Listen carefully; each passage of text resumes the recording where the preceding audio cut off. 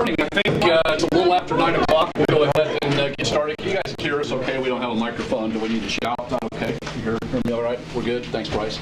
Well, good morning and welcome. We appreciate all of you making the trek down here for it's our third annual FAA Division Airport CIP Workshop. We've gotten a lot of good feedback about this event.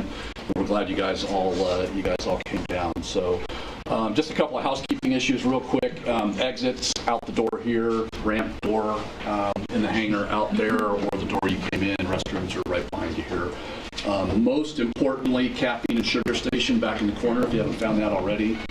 We've got that, and then today we'll be giving you guys a really good lunch that Caitlin and our group set up. That'll be out here in the hangar as well. So with that, again, I'm David Delane. I'm the CDOT Aeronautics Director, and we really appreciate you guys all coming down here.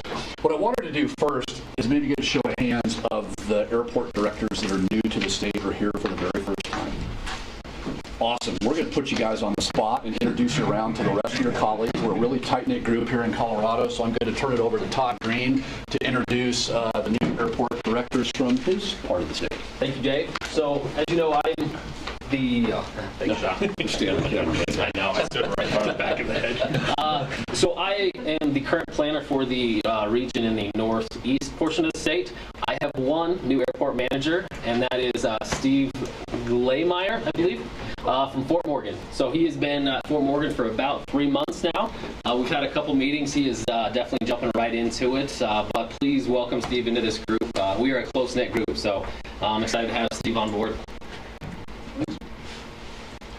Scott, you want to go? I'm Scott Story, planner for the Western region with the division. In vetting the list, I didn't expect it. I know that there's no one new, but Tony raised his hand because I think it's his first time at the CIP Workshop. So I'll go ahead and introduce Tony Picard, who's been with Durango, the airport manager for well over a year, almost 2 years now. Yeah, unique scenario. I was an interim for about a year, so permanent for about 6 months now. Okay, great. Cool. Thank you, Tony. Tony Picard, you meet everyone if I haven't already. Caitlin. I'm Caitlin Westendorf. I have the southeast portion of the state. I have 2 new airports that have new airport managers, and they both have kind of changed it up, and they have co-airport managers, both of them. So I have Kelsey from Leadville that's here. Her co-manager is actually at the airport, I'm assuming, today. And then Jay and Jim from Del Norte are here as well. Right. And those are the only new ones I have that I can think of. Ian has been here a little over a year now, so he's not new anymore. So thank you all for coming. Well, I appreciate that. Again, if you'll get a chance to meet them during the break and introduce yourself, that would be much appreciated. I wanted to take a minute to introduce the Aeronautics Division staff. For the first time in many months, we're about to be back to our full contingent of 8 out of 3,500 people that work for CDOT. So you've met Todd Green. Todd is our program manager, and he will very shortly be passing on his planner duties for the northeast corner of the state to Kip McLean. Where did Kip go? Right there. Kip, if you would stand up. Kip, we'll start with the division on October 23rd as our new aviation planner. So Kip, welcome to our team, and we're glad that you were able to make it here today. So Thrilled to be here. Thank you very much. Appreciate it. Nice meeting you. Very cool. Caitlin Westendorf, again, she's our planner for the southeast part of the state. Scott Story is Western Slope aviation planner. Tanya Hill is our brand new accounting and admin tech, so she helps process all of your payments, along with Bryce, our business manager, all the way in the back. So that's the guy you really need to know the best. But again, we're really excited. We're kind of really excited. Of the 8 of us, 5 of us were interns at Centennial. Hi, I'm Sean. I wanted to That guy. last but not least. You took that a lot better than I thought you would, Sean. That's awesome. Another key member of our staff, Sean Sitterberg, our communications manager. You see all the cool videos and stuff he does. And he's running the camera today. We're not streaming live, but this will be recorded if you want to go back and watch it, or any of your counterparts want to. So anyway. Still an intern? We'll talk about his performance plan, Larry. It's a work in progress. But we've got a really fantastic staff. I think you'd be hard-pressed to find anybody in state government or anywhere else that's more dedicated and more passionate about what we do. And here's sort of the breakdown for our 3 planners and the parts of the state that we cover. I'd also like to introduce Mark Miller with the Federal Aviation Administration. We could not do any of the things that we do for all of you without our great partnership and relationship that we have with the ADO right here in Denver. So I'll turn it over to Mark to introduce your staff. And again, we appreciate you being here. Thanks, Dave. Good morning. Like I said, I'm Mark Miller. I'm a civil engineer by trade, so I handle a lot of the construction projects. We broke our roles and responsibilities down in half of the past couple of years into kind of 3 layers of a cake, if you will. I handled the center swath of the state of Colorado. Ron Niehoff is here with me this morning. Ron handles the southern third of Colorado. And then Kevin Louie does still work for us, despite what some of you may hear. That's a question mark. I said, despite what you may hear, Gary. He has taken on a 2-year detail with our headquarters team, revamping and working our SOAR process. So he still does manage a few airports within his region, but one of our newest hires within the last year, Rebecca Worsall, has been backfilling and helping Kevin with some of those projects as his workload has increased. With that being said, starting this year, so a couple months ago, Jeremiah Woodard had been a project manager for us in the state of Wyoming. He had a job relocation and went up to Idaho. So as a lot of things are tight within the federal government, we have not been able to backfill for Jeremiah yet. So the plan going forward is that Rebecca is going to primarily take over his airports in Wyoming. Ron and myself and a little bit of Rebecca will help backfill some of those vacancies on the northern third going forward. We also did have another departure that was sad to all of us, myself probably more so. For those of you that knew Marcia Hofer, she retired. After 47 years of federal service. So why I'm sat outside of seeing Marcia every morning, she was always the first one in the office. So you can always say, hey, Marcia, good morning. She handled all of the airspace cases going through. And again, like I said, we're not backfilling yet. So if you have outstanding airspace cases, probably best to call myself, call Ron, because we've just kind of divvied them up as best we can. And nobody knows that system like she does, including all of us combined. So bear with us, but please just let us know if you've got something that has a question or hasn't been processed yet. The other highlight within our office, for a better part of a year now, I think some of you have met her, we actually have a Part 139 cert inspector that sits down here in Denver. Charlotte Jones still does work for the regional certification branch, but she's based out of our office. So it's a wonderful opportunity. You'll see us tagging along on a lot of her 139 inspections. If you guys have questions, whether she's your inspector or not, we can always sit down, look at drawing sets, really go back and forth with an asset that we haven't had historically with them being stationed up in the region. So other than that, we're as full staff as we're probably going to be for a little while, but getting moving on 2018 projects. Who's first in your office every day now? Usually either Rebecca or myself. Good deal. All right, that's cool. Thanks, Dave. Well, good. Well, now that you know who we are, what we'd like to do real quick is for the benefit of everybody, is just go around the room real quickly and introduce yourself and the firm or the airport you're with. So I know you've already introduced yourself, but for the third time, I'll do that again. Todd Green, Program Manager for Division of Aeronautics. Scott Story, Aviation Planner with the Division of Aeronautics. Karen Schmink, Brush Municipal Airport. TK Gwynn with Aviation. Mike Cronenfeld with Centennial Airport. Caitlin Westendorf, Division of Aeronautics, Planner.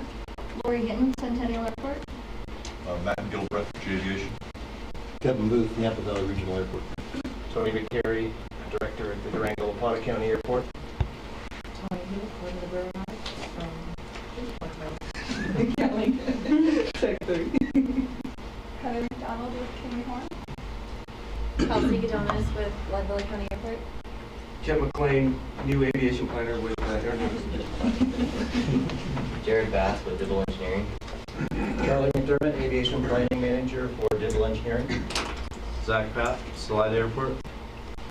Charlie May, Sterling Airport. Bob Long, Front Range Airport. Matthew Connors, Denver International.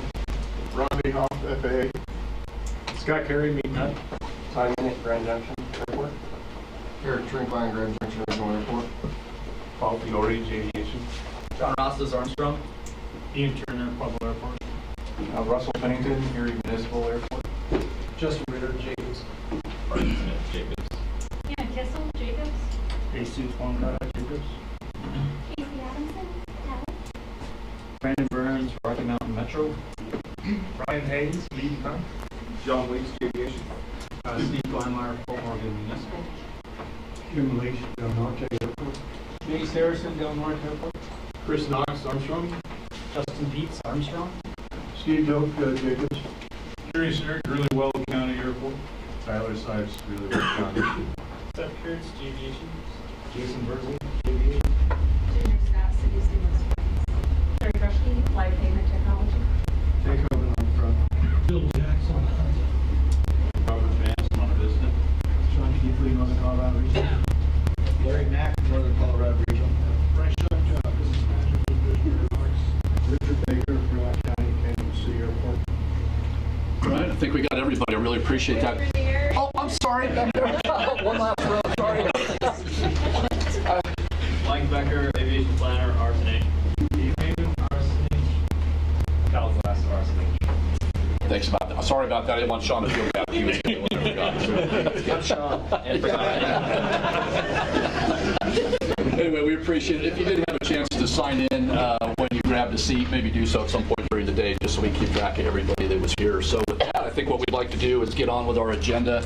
The first thing I'd like to cover just real quick, I know a lot of you know this, a little brief intro to Aeronautics 101. We are currently going through a really, I think, cool strategic plan exercise at the division right now to try to help us map out our mission, our vision, our values, and some of the things that we'd like to tackle above and beyond the things that we know we have to do by state statute. So this is our brand new set of mission and vision statements that the Aeronautical Board adopted just a couple of weeks ago. I won't read those to you, but I think that really does a good job of capturing what we do and what we aspire to be. And so you'll see that articulated a lot more frequently throughout some of the things that we do. And obviously we couldn't do any of that without our partnership with all of you. And I think relative to other states, we're really fortunate from our perspective at the division to say we've got a great working relationship here with the FAA and all our other partners. It's really kind of cool. So that's it. So how do we do any of that? Well, we do it by receiving all of the 3 aviation fuel taxes that are collected statewide. Again, as a refresher, there's 3. The biggest one is the 2.9% retail sales tax on all jet fuel. That includes the air carriers in the state. That's the majority of our revenue, as you can see, almost 94%. The 4-cent non-airline excise tax, 4 cents per gallon on non-airline jet fuel, accounts for about 6% of our revenue. And those of us that fly single-engine, multi-engine piston aircraft pay 6 cents a gallon. That's almost a percent. So all told, for the last fiscal year, which ended June 30 of 2017, that equaled about $25.2 million based on the current price of oil. So we're pretty happy about that, thanks to our friends at Denver International Airport and all of their air carriers and all the air carriers across the state. Fuel sales, especially on the airline side, are at record numbers, which is really helping our program quite a bit. So that's where our money comes from. Now where it goes, right off the top, all of you airport directors know that if you sell fuel, every month we cut you a check back for what equates to be 2/3 of all of the aviation fuel tax revenue collected at your state. So while most of this piece of the 93% comes from Denver International Airport, most of the money that goes out in that piece also goes back to Denver International Airport. And that's really a cool thing that you all know. You can use that fuel tax revenue at your airport for anything you want. And it's really kind of a neat structure that we have.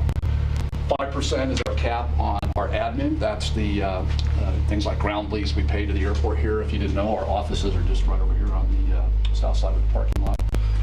Salaries, utilities, and all those kinds of things. But the part that is really cool that Todd and the group are going to talk a little bit about later is the 28% that we get to retain, that the Aeronautical Board and we as the staff in partnership with all of you do some cool things like our discretionary aviation grant program and all the statewide initiatives that we'll cover in a little bit of detail later on. So that's your quick update on how the division is funded and what we do. So any questions on any of that?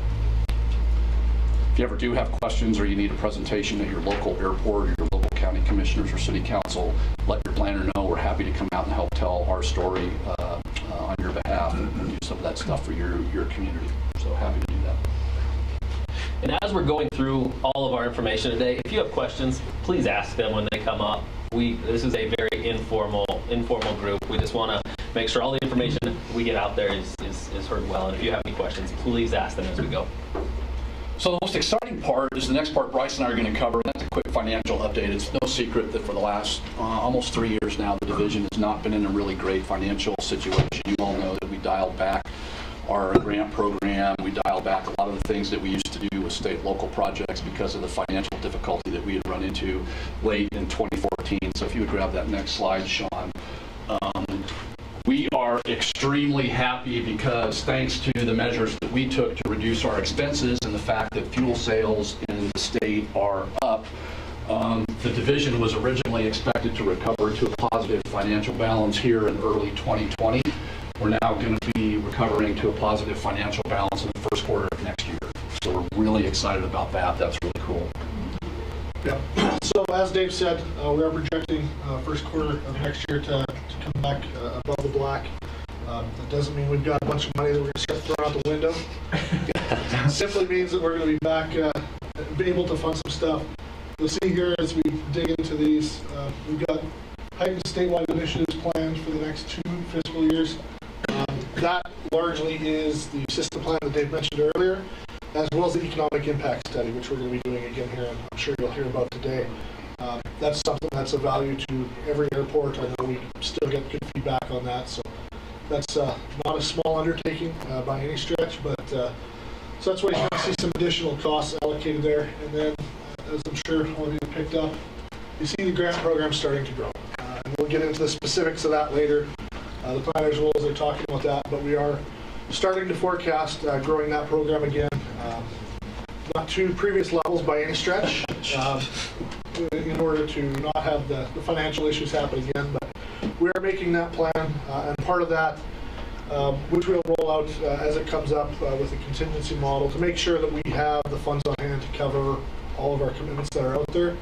And should the oil market or the flowage of Denver ever take a tumble again like the oil prices did, we'll be able to communicate a change in plan a couple of years in advance rather than a couple of months or weeks, depending which airport you work. So bottom line, the division's finances are looking healthy. We're getting to the point where we're going to be able to invest more of that back out within the airports within Colorado. And I think we're all excited for that. At the end of the day, if anything that I've briefly covered here hasn't been covered and you have additional questions, feel free to grab me and ask any questions you've got. So I think the biggest thing that he touched on is our contingency plan. Prior, what we would do is the division would receive a certain amount of revenue that we would have available for grants in 1 year. That's what we would obligate the next year. The challenge that we ran into that caused our problem is you guys don't spend all that money that next year. You spend it over the next 1, 2, 3, or even 4 years. And we ended up accumulating a big balance. We spent it down, got a little too aggressive. The price of oil went down, and we overdrafted the checking account. There's your 15-minute elevator speech on where we were. So what we're going to do to prevent that from happening again to the extent that we can never forecast the price of oil. If we could, none of us would be here. We'd be doing something else. We'd all be rich. But what we can do is put in place a contingency plan that will account for a huge swing in either the price and or the consumption. One of the cool things about our structure is the 2.9% of retail generates a lot of revenue, but we actually have to forecast consumption and price. Consumption's pretty easy. Price, that's a little tough. So the contingency plan that Bryce talked about, the Aeronautics Board last month they endorsed our concept. We're going to take to them in January. Our contingency model will provide, and this will fluctuate, this cash balance will not continue to go up. We'll establish a contingency fund that is indexed to our outstanding grant obligations and the next year's forecasted commitments.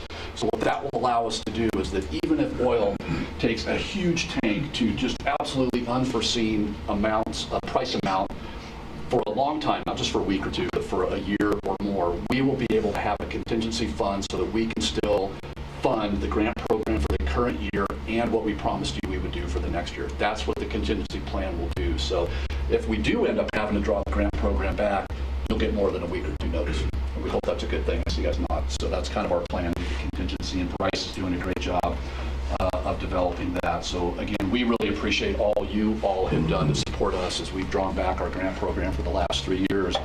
But to move into the next item about FY18, for FY18, the match will stay at $150,000 or 5% on Fed projects only. Barring some completely unforeseen world circumstance, we are telling you today that for FY19, that's the grant program in January of 19, we will go back to a $250,000 match up to 5% on federal projects.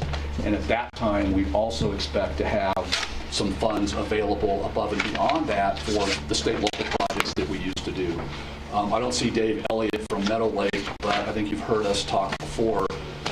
Meadow Lake is our #1 priority runway in the state, and that's the first project we will be taking care of with state and local funds starting in FY19. So we're excited about it. Again, we're not going to be back, as Bryce said, to having $20 million a year for our discretionary grant program, but the way things are forecasted right now, we're probably going to settle in somewhere around the $6 or $7 million range, and that's not inconsequential compared to a lot of our fellow states. So again, hopefully that's good news, and you all appreciate that, but we really, again, appreciate all you've done to help us get to that point where we recover a couple years ahead of schedule. So, any questions on any of the financial piece?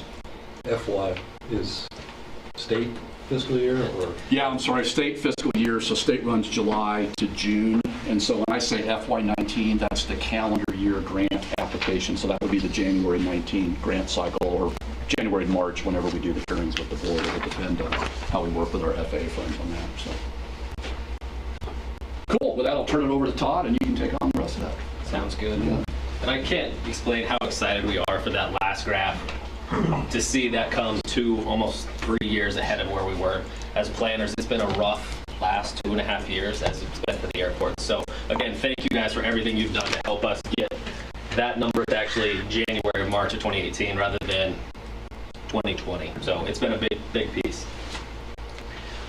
So as Dave kind of just led into as well is state grant contracts. State grant contracts will happen very similar to how they've happened the last 2 years. Because we're only granting federal match grants at this point, we have delayed our grant hearings to April 11th is going to be our grant hearings for next year.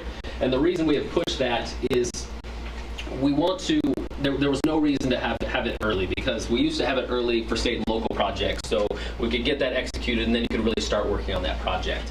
But since our money is attached to federal money, we are actually kind of exempt from that execution date of being able to have work done prior to that. So any of our grants that are attached to federal match grants, there can be money expended on those projects, and we can refund, we can reimburse you for that money once we have those contracted.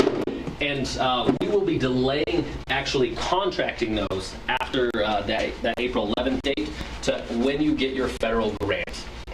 That has helped us out immensely the past 2 years because then we know exactly what amount we actually need to contract. So usually the approval in April will be a little bit higher because we know to kind of protect for a little bit more money. But once you finally get that federal grant, we will reduce our state match down to that match on that exact federal amount. So that has really helped us out for cash flow basis. So we don't have a specific amount of money still stuck there through the entire grant when we know it's not going to be used. So it has really helped us out on a contracting basis.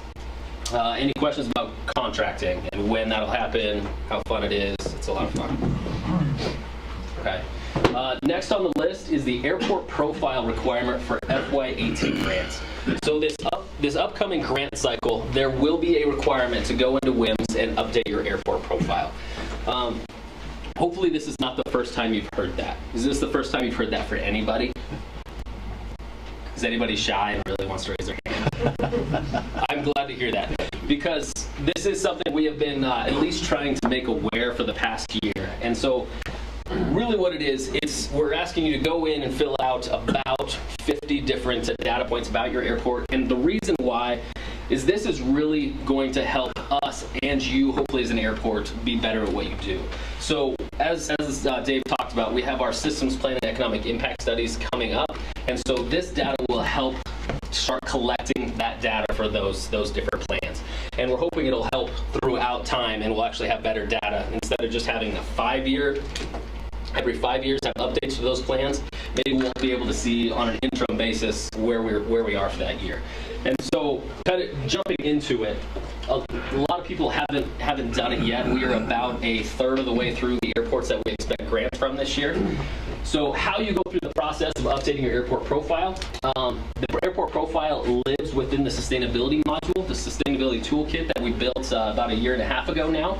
And so in order to get there, you click on, once you're in WIMS, you click on the sustainability tab, and then these tabs pop up, and then you click on profile.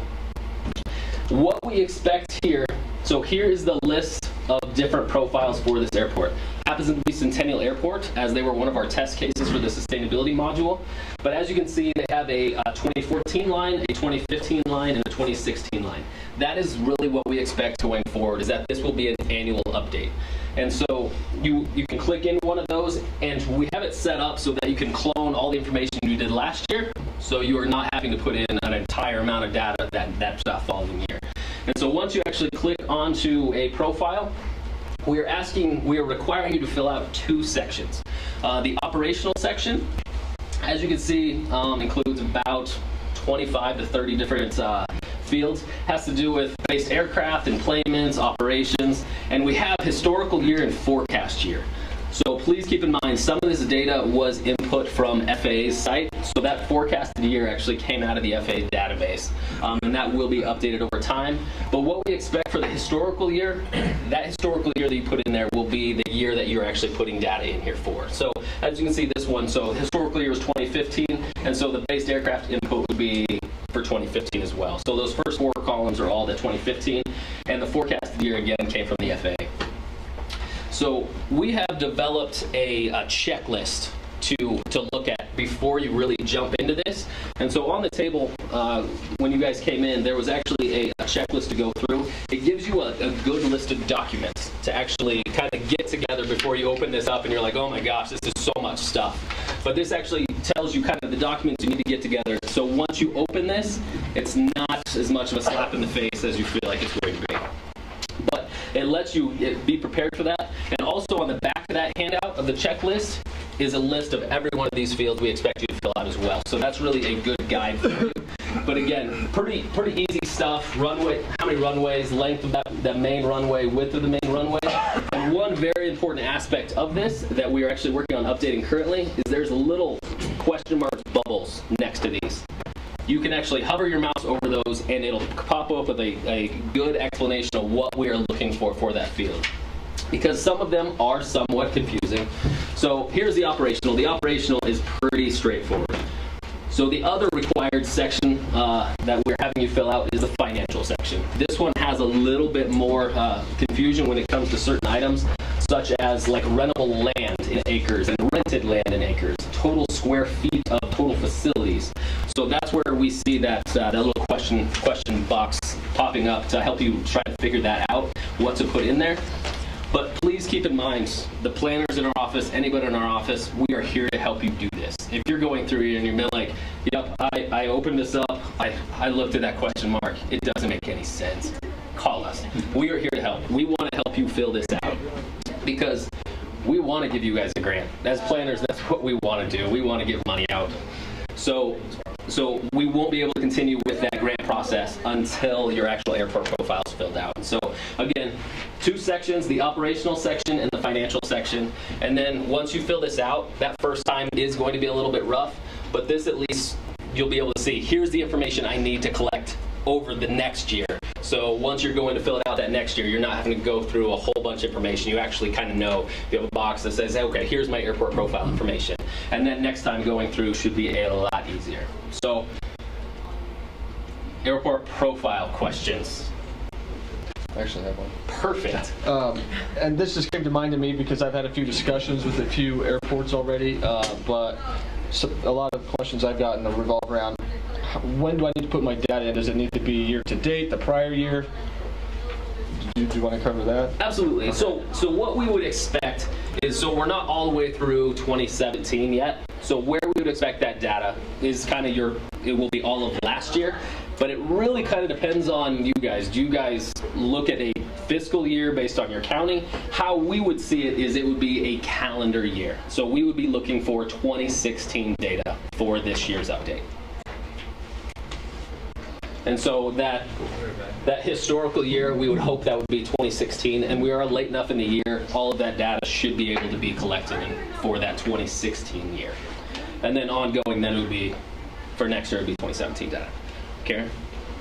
Okay, so if the historical year data is actually 2016? Yep. The forecast year is what? So forecast year will still stay the same. I believe that is how it stays until the FAA does an update to it. I think 2040 is the FAA's forecast year. Could you comment on that, Mark? I cannot. Perfect. That sounds way over my pay grade. It's a magical year, but that is something that we will watch. And as that updates, once the FAA updates that information, we as the planners have the ability to go in there and download all that data, and we can actually upload that in there for you. So we have that ability on our side, and that's kind of what we'd expect. We wouldn't expect you to have to update that forecasted year, because that is definitely some federal information. Steve? What's the deadline? December 31st or? So all we need this submitted by is when you submit your state grant application. And so this will be required by January 15th. And I just wanted to add on, we're not asking for this because we think you guys don't have enough to do. I want to make sure you know that there's a real purpose behind us trying to get this information. We really have 3 reasons we're after this. One is the more information we have now, the less money our systems plan update is going to cost when we get it kicked off next year. And the less money we spend on a system plan, the more money we can spend on other stuff like grants and statewide initiatives. So that's a key part of it. The other part of it is I'm really interested in trying to capture sort of the historical perspective. So if somebody says, what's the trend with aircraft operations in the state? Instead of having one of these guys have to go and do a huge research project, we can go into WIMS, click a button, and say, here's what's happening for these airports over the years. That's part of it too. The other part of it is that all of the state government, including CDOT, including the Division of Aeronautics, are being tasked with moving to sort of a data-driven mode for how we make our decisions, how we invest our money, where we spend our time and resources, and all of this will help us do that better. And so that's why we're asking for it. It's not just for busy work, not just because we want more stuff we're not going to use. We're really going to put this to good use, and we really appreciate you all doing this. The last thing I want to underscore, although the airport profile section rests within the sustainability part of WIMS, we are not requiring anybody to do a sustainability program. You do not have to do the rest of it. If you'd like to, this is a great start, but I want to make sure everybody's clear on that. There is no requirement at this point or in the foreseeable future that you will have to do a sustainability plan for a grant. We're just asking you to fill out this information, and it just resides within the sustainability piece. And the one thing I actually will follow on as well is that I forgot to talk about. So again, this is a requirement to get a state grant. So we are honestly expecting about 26 of those state grants this year for federal match. So that's 26 airports out of our 74 in our system. We would also like those airports that are not getting a state grant to go in there and do. Again, that is not a requirement at this point, but where we're talking about that this information is going to drive our economic impact studies and our systems plan, as many airports as we can get to go in there and upload that data, that just helps out everybody. And honestly, this is information that you really should know about your airport anyway. It's stuff you should be watching. So that is that piece. And one more piece that I will talk about, one that has confused a few airports as they've gone through it, is the jet fuel sold, avgas sold, and then aviation fuel sold, along with the dollar amounts associated with those. Where we expect those to be filled in is whether the airport itself owns that fuel and is selling that fuel. So hopefully that answers some of those questions, because I know a lot of airports, the FBO is not actually, it's a separate business. It's not part of the airport. It's not airport revenue. That is what we are expecting in those columns as well. Yes? With rentable acres. Oh, there's a fun one. Yeah, you want limited to the nearest acre. I mean, I've got a lot of stuff that's 1,500 square feet, 1,600 square feet. to the nearest acre sounds great. And I believe, and a lot of these things can be calculated in a lot of different ways. If I remember right, the question marks are conversion tables as well on certain things as you're going through. That's more into the energy portion where you see energy in a lot of different ways, but there are also conversion tables to convert feet to acres and things like that. No more questions? Oh, yeah, there we go. Charlotte. On that rentable area, leasable area. Yes. Is that area that has infrastructure in now that can be, or is that way down the line, possible rental area? I mean, where do you draw the line of rentable area there? So where that actually, so if you're talking buildings themselves, would be rented facilities or total facilities, that type of information would be down there. But where we see like rentable land or rented land, we see that as kind of leasehold. So if most of your land is rented out or leased out, that's kind of where we would see that's split, but not exactly buildings in that aspect. Mark? What if they've got a scenario where, future roadway, future taxiways haven't been built yet, but it's shown on an ALP is to be developed future? Would that go under rentable land even though it's not currently site prepped for it? I would still show that as rentable land. Yep. Yeah, absolutely. And just a heads up, when you call us, we probably won't have the answers to all these. We will be calling our consultant that helped us develop this, because it's honestly what they do. And so don't be surprised when you say, hey, I don't understand this. We'll be like, I don't either. We'll follow up with you. So, but we will do our best to get you the best answer for that. And we will make sure our responses as the planners are all the same as well. So that when we look at this on a statewide basis, it's actually all the same information at each airport. So we want to make sure it's even. Yeah. The economic impact dollar amount there, I hope there's a lot on that drop down that shows you what you're wanting us to add in that. So that number will also not change until we do our economic impact study update. That is where that number came from. That comes directly out of that individual airport pamphlet from our last economic impact study in 2013. That'll be an easy one. So yeah, the second you press clone from that previous one, you already have that one filled out. So yeah, you are good to go on that. I actually knew the answer to that one, so that was good. Any more questions, airport profile? Okay, I look forward to your calls once you actually get in there. Okay, upcoming state grant assurances. Todd, can I get you to back up one question? Sure can. I don't know how many airports in the state are in the SIB program. That might be a line that you might want to have for additional information perhaps, and just throwing it out for conversation or question. Whether they have an SIB loan or how much an SIB loan for, what information are you looking for? If you're trying to get a snapshot in the financial deal, I mean, whether you have one, yes, and number two, what do you owe on it, for how long? Okay. That would help in the whole financial program. Absolutely. As a suggestion.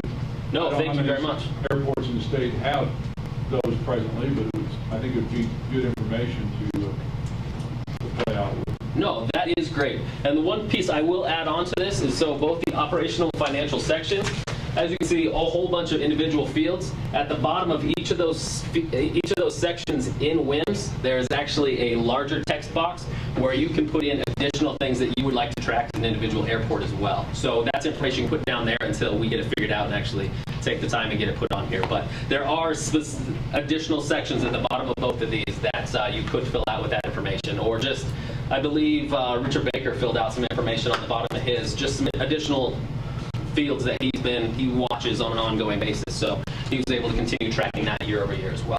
So, but no, thank you very much, Gary. Cool. So I'm Scott Story again with the Division of Aeronautics. I'm just going to cover briefly the next section on the upcoming state grant assurances. I'm sure you all have heard what grant assurances are in general, especially if you're a Nipias Airport dealing with the FAA. They have 39 of them. I'm sure you're all aware. But we've been discussing the possibility of the division developing their own state grant assurances for several years. And we've actually been drafting and working with the CAB for the last year to develop a set to incorporate into our grants. Those, so far, we basically developed 7 grant assurances that would be incorporated into non-NIPIAS airport grant contracts from the state.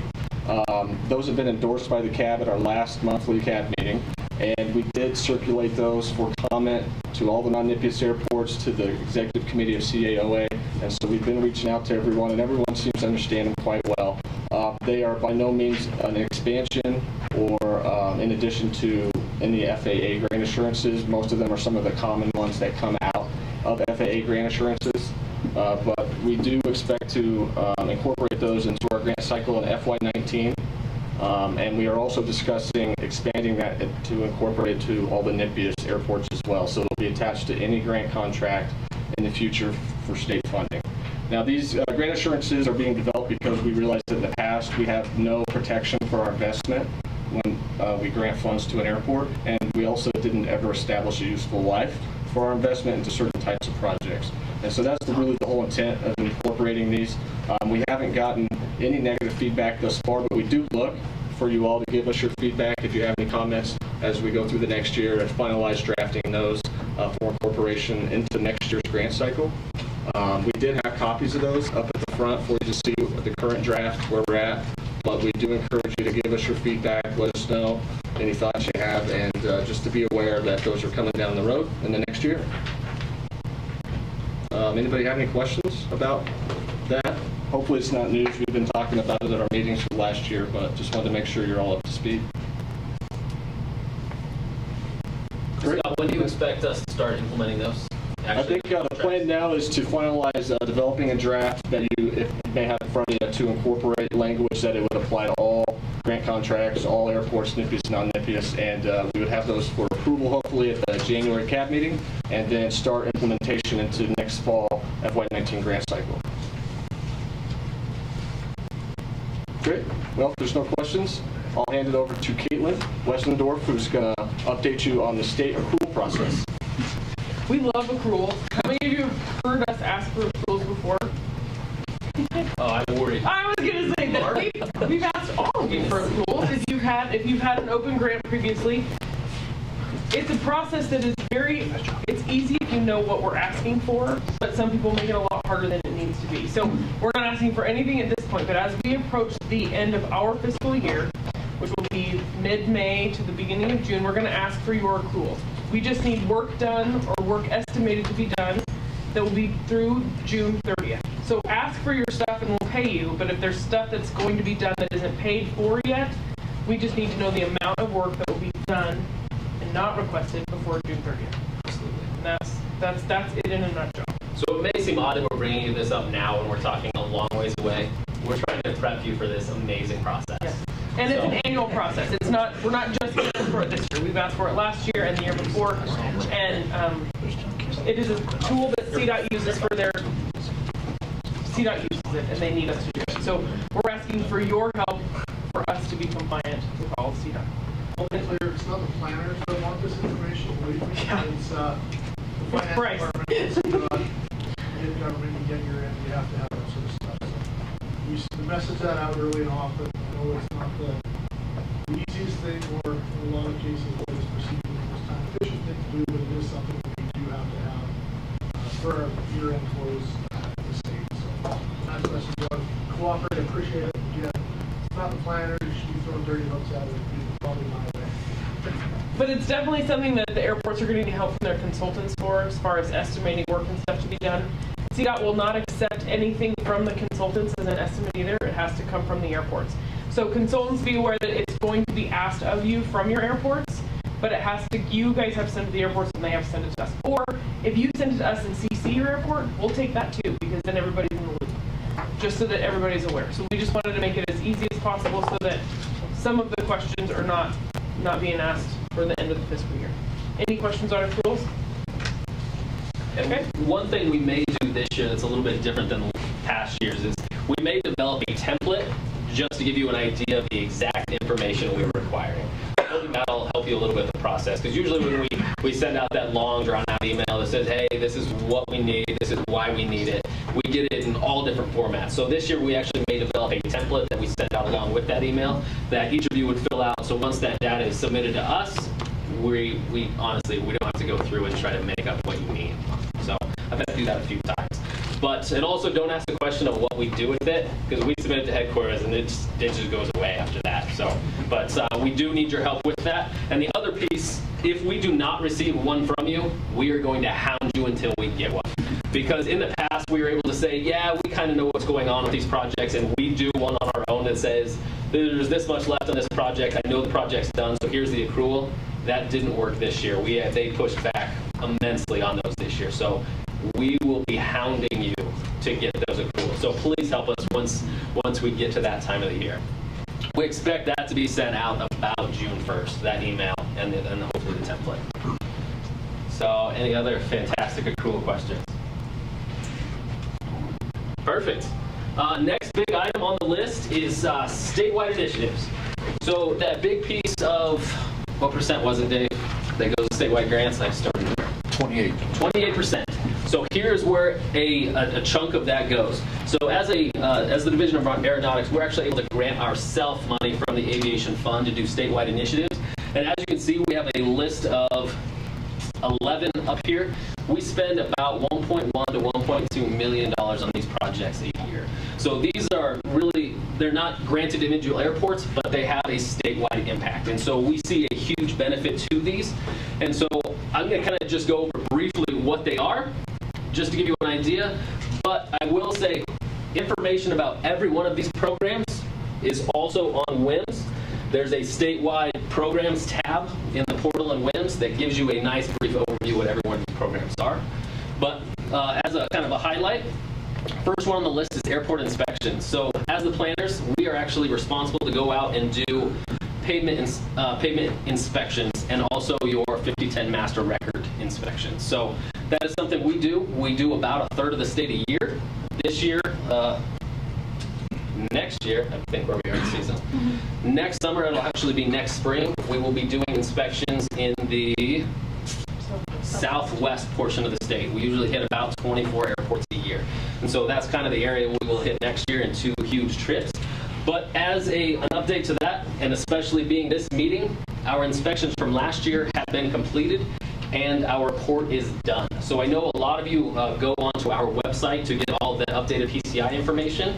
That information will be updated on our website as of, it should be Monday. That should go live. But one thing I will warn you, it looks different this round. AppTech has updated their IDEA tool, I believe is what it's called. And so I have asked Carrie Trushke, who also goes out with our PCI inspections, to come up and kind of give you a demo of how that new IDEA tool will look on our website so you can know where to find the information you're looking for. Good morning, like Todd said, I'm Carrie Trushke, the Applied Pavement Technology. We're a consulting firm that, as the name implies, we just do pavement. We do airports, we do roadways. In my particular part, I help the division out with the airport inspections for the state of Colorado. And we've had a working relationship for over a decade here. So Todd's going to click through. So this is the new face of the IDEA tool. If you're familiar with our IDEA tool from years past, a lot of all the same information is there, along with some new information. Just the accessibility and the organization of it is a little bit different. Who has been on our website to see the PCI information? Excellent. Perfect. Good deal. More than I was. Hopefully it's helpful. Hopefully it's more helpful than having a report that you have to go dig off the shelf somewhere. So first things first, I'll have you click over to the miscellaneous tab all the way in the top right corner and go to general information. So it's got some information about how to use the IDEA tool. It's also got contact information for AppTech. If you have any questions, get a hold of us. We'd love to help you use it. We'd love to help you find the information you're looking for in the IDEA tool. If you scroll down, I think we've got individual. Yep. Margaret Cobalt, Maggie Cobalt is our project manager, so she can always answer any questions, and then my contact information is also there. So if you go back to statewide summary, Todd, and then let's just look at the inventory condition summary. Inventory condition summary? Sure.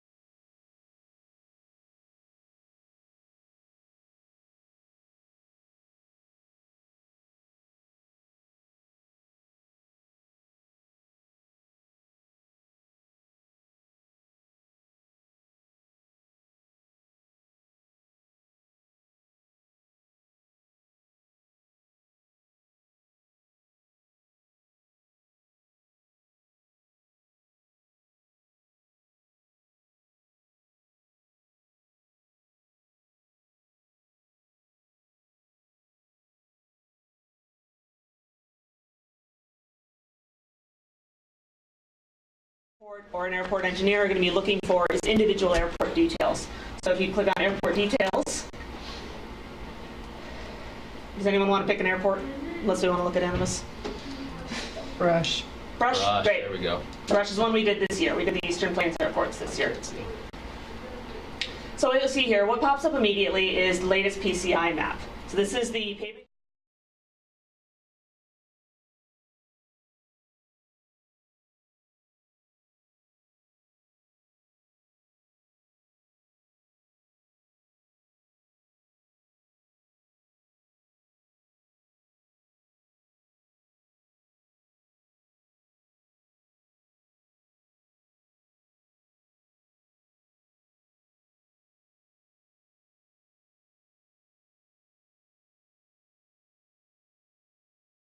Name associated with it, that's a branch.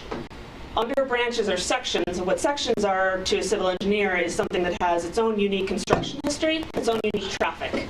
So say you have a runway and you had an original section and then you had an extension. Well, those are built at different times, even if they have the same surface, the underlying construction history is different. They're going to perform differently, so we look at them differently in terms of PCI.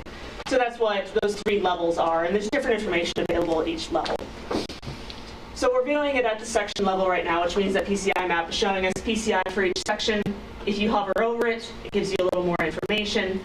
If you hover over one of those lovely little camera icons, those are GPS tagged photographs that we take in the field. We take overview photos of each section, and we take distress photos of kind of the typical common distresses that are present in each section. One of the things that is brand new for you guys for this year in the IDEA tool is that timeline. You see in the bottom right corner, is a PCI timeline, and if you click on it, that'll show you the PCI forecast stepping through time through the 5 years that we do for this project. You can also down there, you can also turn on and off map labels, you can turn on and off photos if you want to get a more or less cluttered view of your map. So if you click bottom left corner, it's a map type pop-up. So there's several different map overview options. You can do surface type if you just want to view what type of pavement it is. You can view the PCI, and then you can view the M&R, which is maintenance and rehabilitation. So those are our work recommendations just based on the conditions. So go ahead and click on M&R.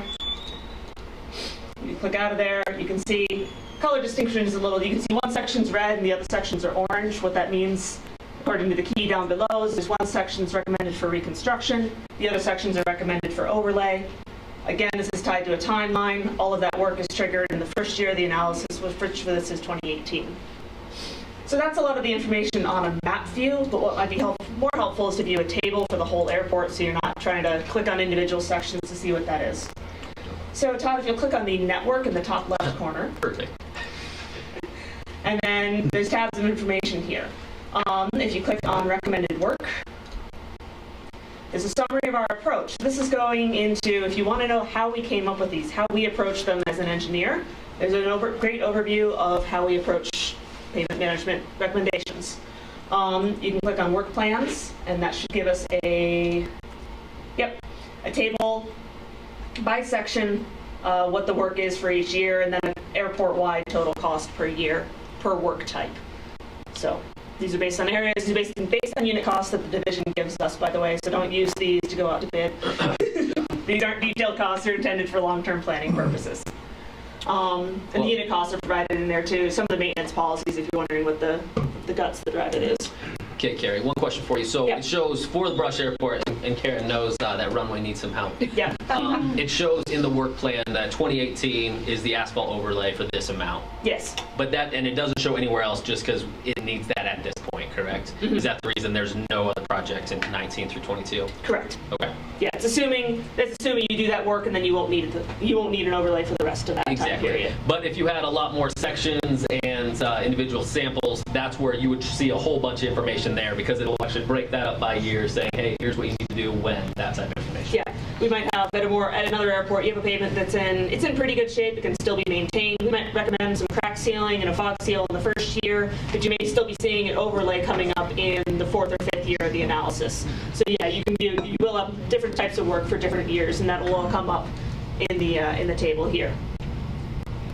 Carrie, can you explain what the recommendation is based on? It is based on, you're gonna click to the M&R Approach tab. I'd love to. Where is it? Right there. Yep. So it's based on a combination of factors. So we look at the PCI number, which is a 0 to 100 number for the pavement, with 0 being completely fail, 100 being completely perfect. There are certain trigger points referred to as a critical PCI, where above that point you assume that maintenance is cost effective. You can still add life to the pavement, you're not going to be throwing your money away crack sealing a bunch of cracks that are just going to open up again. Below that critical PCI is where major work would be triggered, that's an overlay or reconstruction. In addition to that critical PCI number, we also look at the type of distress that's present. We do what's called a surface treatment analysis. And this is something that we knew that we introduced for this year's airports. So if you're an Eastern Plains airport, you got an upgrade because we did a new analysis method this year. We only redo the work analysis for the airports that we inspect each year. So the Southwest will get this new analysis next year, and then the Northwest the year after. But what we look at for that is we look at certain distresses that are present. So if there's say it is just paving lane cracking and medium severity weathering, which to us means that your pavement's looking rough. It's lost a lot of the smooth asphalt binder. It doesn't look like a nice, smooth, shiny black surface. It's faded, it's pitted, it's starting to lose some of the rock that's coming off the asphalt. So what we recommend there is we'd say, oh, well, we can go into micropaver. We can say, well, if you do this treatment, it's going to bump the PCI up 20 points. You don't need to do an overlay. You need to do a surface treatment by a good GSB 88 type of rejuvenator treatment, plus a crack seal, and that'll be good. That'll add life to your pavement. So it's twofold. It's based on the PCI. It's also based on the distresses that are present. So this is where sometimes it gets interesting. We have some that will say, well, the PCI said this, and there's geometry that goes into it. So it's a visual inspection of the distresses that are seen on the surface for that pavement. So then the next step then is that geometry discussions and anything else that goes. We always run into an issue where the PCI says this, it just needs an overlay. But maybe the fleet mix doesn't work. Yeah. Is that fair? You guys a bunch of places where that's what we end up having to. And that's where, I mean, our limitations are, we are just looking at the PCI. We are assuming that basically that the structure is sufficient, that the geometry works for you guys, that you don't need to relocate something. So those types of decisions aren't taken into account in our recommendations because we're just looking at the condition of the pavement itself, not at other general airport needs. It's a great tool to like get the big picture. Yeah. So you can say, oh, if you don't need to change anything else, here's what you need to do to the pavement. But obviously you have other other concerns, you have other future plans for airports. The only thing I'll throw in there is that sometimes, so it is just a surface inspection. We do sometimes get a good idea of underlying structural issues because if there's a big problem, it'll be fairly apparent on the surface. You'll have rutting, you'll have alligator cracking, or in concrete pavement, you'll have a lot of shattered slabs and corner breaks. So there are indicators that tell us there's a significant amount of structural damage going on, and we'll try to manually trigger those sections, say, no, you really shouldn't overlay that, you're throwing your money away, you need to do a reconstruction, and at that point we hope that the airport engineer would take into account a new fleet mix or a damaged base or something that's going on that's causing the structural issue. Yeah, we have a lot of those conversations when we're out there. We'll be like literally staring at a piece of pavement and we'll call carryover, been like, this honestly looks structural, especially if it's a concrete panel that is crushed in the middle. It doesn't just have cracking out. We'll like, okay, this is actually a structural issue, and that's the way we will actually show that distress for it. So we have a lot of those conversations out in the field. Yeah, this is where it's hugely beneficial that we do this side by side with the planner. So they're out there, they're actually seeing what I'm seeing, and we work back and forth. So it's really helpful the way we do this for the state. Yeah, and the other piece that's really nice about the planners going out and do it, we see your airport every 3 years. And so I will actually bring up Grand Junction Airport. Their taxiway Alpha, it was, I think, 4 years ago we did it. It had a little bit of rutting. They have some big aircraft out there. We went out 2 years ago, and taxiway Alpha was beyond rutted at that point. So we were able to see there's something else big going on here. And then we're able to measure how much of that rutting is, and it just destroys that PCI, letting us know that something more than just an overlay needs to happen here. It's not just a top of the surface fix, it is an underlying issue. You mentioned a couple times that critical PCI number between rehab and kind of reconstruct. Is that a number that you have targeted for the most part that's usually the same? I mean, like 55? It is usually the same. We usually pick a number based on statewide needs and general conditions. For this system, it is 65 for asphalt pavement, it is 55 for concrete pavement.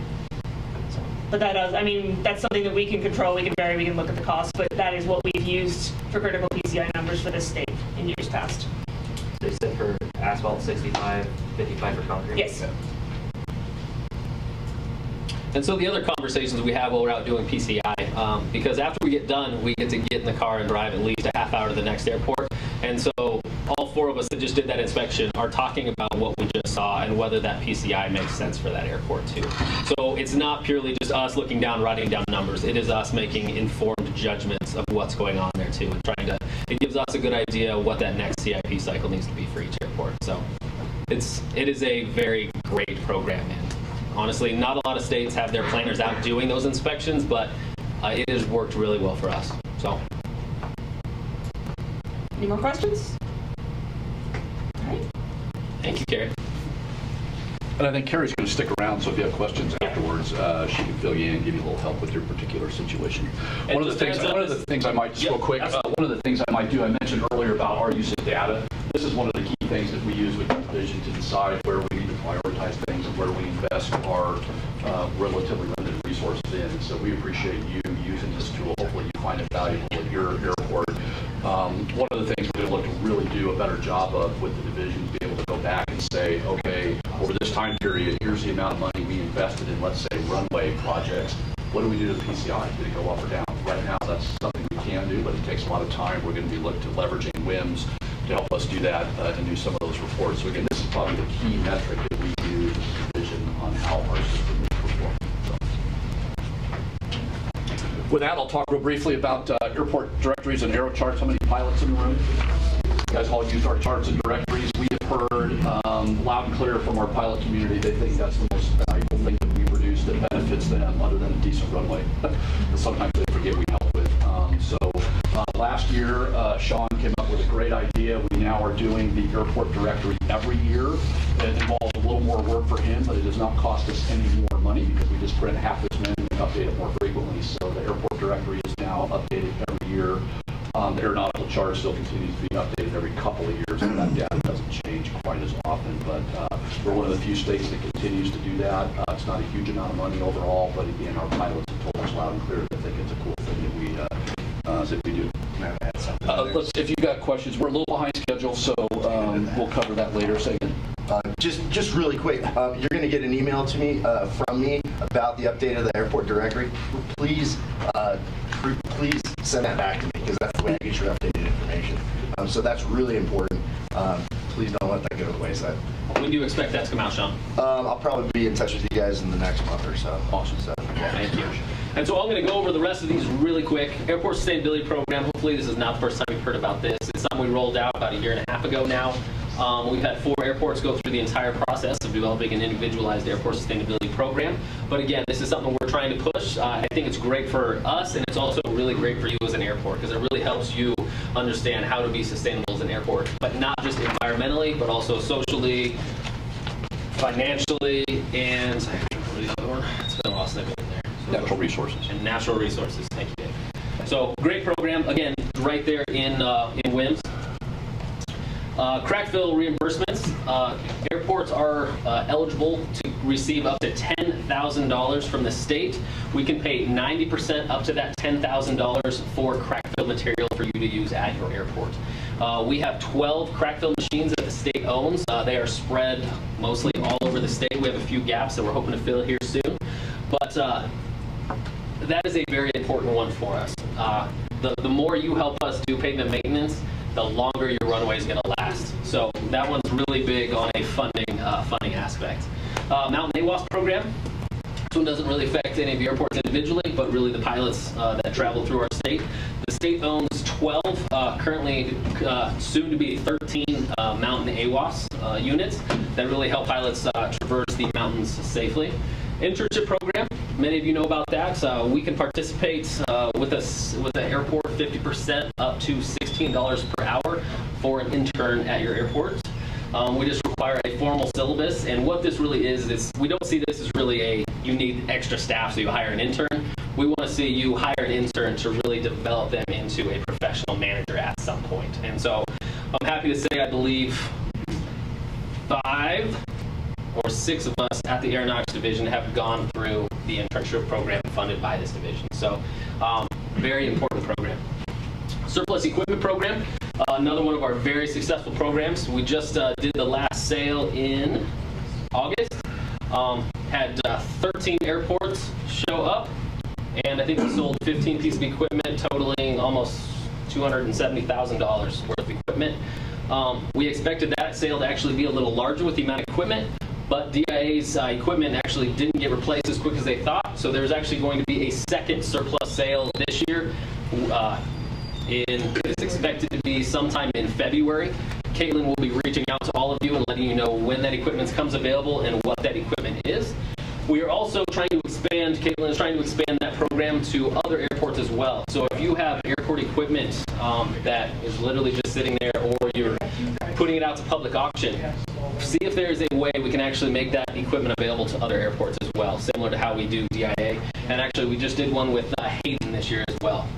The piece of equipment went down to the Northern Colorado Regional Airport.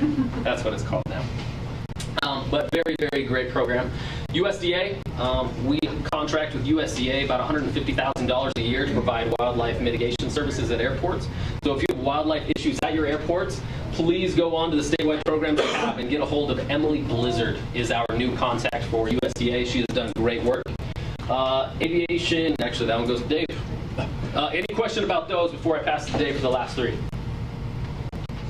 Perfect. And if you want more information, please go to that statewide programs tab in the portal. So just a couple of updates on the last 3. How many are familiar with the State Infrastructure Bank Loan Program? Cool. I wish more folks would avail themselves of that money. Gary and Greeley and Colorado Springs are our 2 most recent airports that have taken advantage of that program. There is just under $14 million available to loan. Repayment terms can be up to 10 years. The interest rate is set by the Transportation Commission. It runs between 2.5% and 2.75%. It's pretty cheap money. And a lot of stuff is eligible for that funding that's not eligible for FAA funding or some other things. So if you're interested, please see your planner, please see us. It's sort of on a first come, first serve basis. And we do have several airports that have inquired about using that money. So if it's something you're interested in, please let us know, because we'd love to get that money out to good use and not just sitting in the bank, which is pretty cool. And that's a revolving fund. When you make your payment, it goes right back into that. So it's kind of self-perpetuating. It's really cool. Very good thing for us to do. Remote tower project. I think most of you are familiar with the effort we're undertaking with FAA to do the world's first remote air traffic control tower project that will include both cameras and a visual component and a radar and track-based component. We're doing that up at Fort Collins, the Northern Colorado Regional Airport. Larry and Jason and his crew have just been absolutely fantastic. The FAA selected Sea Ridge out of Ottawa, Canada, to do that project back in July. And probably here within the next few weeks, we're going to start, we being the airport and Sea Ridge, start putting in the infrastructure, data, camera masts, and all those things to get that going, so that by spring, we've actually got the cameras up and starting to work on that program. The cool thing about that is, I have to keep reminding people, is that it's not just about getting better air traffic control services at Larry and Jason's airport. That's a key part of it. But what our project will do, it will set the FAA certification criteria for future air traffic control towers. So if another airport wants to do one, the FAA will say, well, here's what it's got to do, and here's what you have to do that. So that's pretty cool, and we've got a lot of other airports that are very interested in that, not just in Colorado, across the country. In fact, Sea Ridge and I and Jason are headed to Washington, D.C. to give a presentation at a National Air Traffic Control Technology Conference on Monday about the project, so we're pretty excited about that. Yeah, Mike? Real quick question. It's going to start rolling out in the summer. When do you think the data and results, the things that we can use to understand how successful it was? It's probably about a 2-year process. The question was, how long would it be until we've got it done? It's about a 2-year evaluation process. I'm not an air traffic controller, but a lot of the stuff they'll look at is human factors. How are the screens arranged? How's the workstation set up? How does the communication work? All those kinds of things. That's probably about a 2-year process. Part of that will involve an actual mobile air traffic control tower that they will set up alongside the remote one to kind of get used to using Class Delta airspace at an airport that's always been non-towered. So Very cool project, and it's going really well. Sea Ridge is fantastic. We worked with Sea Ridge up in Aspen. They were the group that put in the non-movement area cameras that are now used up there as part of that runway extension project from back in 2011. So they've got a lot of experience in this realm, and great company, and really excited to make this one go well. So we're juiced about what that means for Colorado. How's that funded? We funded that back when we had money. The question was, how was it funded? We actually gave the FAA back in 2013 $8.8 million to do that project for us. We're optimistic we may have some funds left over at the end. We'll see how it goes. But yeah, we paid for 100% of that. Dave, if airports want updated information about this project, is there anywhere they can go? Not yet. One of the things we're going to do is Sean's tasked with in the next few weeks, we'll be setting up a project-specific website in cooperation with the FAA and Sea Ridge and the airport to put up a dedicated website where you can go and see what's going on and get the latest information. So not quite there yet. I had a few boxes we need to check, especially with FAA on the communications piece, but that should be up here in the next few months. Sounds good. Cool. The last thing I think that was on my list to talk about, we've heard it mentioned several times before, was our state systems plan update and our economic impact study update. Our last systems plan was done in 2011. Probably should have been updated back in 2016, but guess what? We had no money back in 2016. So we put that off. That document is really what we use in collaboration with FAA and all of you to decide what are our priorities from a state level on the aviation system. What do we want it to do? Where is it short? Where do we need to invest our resources? So we're going to look to all of you to help us develop that system plan. We're going to get a fresh start. The task that I've given to our staff, and it's reflected in the RFQ, is we really want to take a very fresh look at our system. Yeah, we'll look a little bit at the things that have been done in the past, but it's really a brand new, fresh look at what's going on and what you guys all expect our system to be statewide. So we'll look forward to you guys helping us out with that. We are going to also, at the same time, update our 2013 economic impact study, and doing those together is going to save us some money because the data that we collect serves both. And so the data collection piece, which is usually the most costly and time consuming, we'll get a lot of economy of scale on that. So we'll look to all of you. You guys need to help us when the consultant calls you looking for data and wanting to get information. Please be responsive. I know it's a lot of work and they want to talk to you and you got other stuff to do, but this is going to be really important for us. And we have heard, especially from our friends at Denver International Airport, Kim Day calls me out all the time on how much she wants to hear new numbers, which we can only imagine have gone up since 2013. So that RFQ is probably going to be out in November, and we hope to have a consultant selected to do that work in January, and that's probably an 18 to 24-month effort to do those two together. So exciting stuff coming ahead for the division as we chart our path forward. Any questions on the system plan or economic impact study? We will again be doing the individual airport reports that everybody loves so much, so we'll aggregate it for the whole state, but again, we will produce individual reports that all of you can use back in your communities to talk about your airport. I had a question on the economic impact study. Yeah. One of my citizens who wants to close the airport. Are you using the same model? We are probably going to use a similar model. We'll have that discussion with the consultant on how that goes. The model will not change very significantly so that the numbers are comparable. And the other thing we're going to do is make the model much more widely available so people can actually see how those numbers were created. They still might not necessarily agree with that model, but at least we'll be able to say, here's how we came up with the numbers. Because again, I know I've heard from some of your constituents that just want to get into the details about how we created those. And there's a called IMPLAN. It's not new. It's used nationally to generate economic impact stuff, but there's a little art to it as well. Cool. Perfect. So a little follow-on to statewide initiatives as well is as we come back into more money, we are always looking to see what new statewide initiatives are out there. So just a heads up, that list may change over time, but again, we are excited to have money and be able to see what other statewide things we can do that really have a great impact to the airports and the state as a whole. So I think Caitlin is up next. I get all the fun ones. Summary sheets is the next one. How many of you can... There you go. How many of you do summary sheets when you submit a claim? Oh, there's more than that. Thank God there's more than that actually do summary sheets. Summary sheets make your claims when you submit them in WIMS easier for us. They make them for the initial reviewer, the secondary person that reviews it. They also make it easier when it's time to audit these claims. We can look back and it's a lot easier to decide how those numbers were decided upon. It also may make it easier for your auditors to audit it as well. When you have more than 2 invoices, we can figure 2 invoices out pretty easily, but it never hurts. Even if you have 2 invoices, don't hesitate if you want a summary sheet to do a summary sheet. They come in lots of different forms. We just request that 2 or more, actually 3 or more invoices, where you may even get your claim rejected. I might send it back and ask for you to put a summary sheet together. You can total them, and I have some examples. This one has a few invoices and it breaks it down. It also has the claim number up here.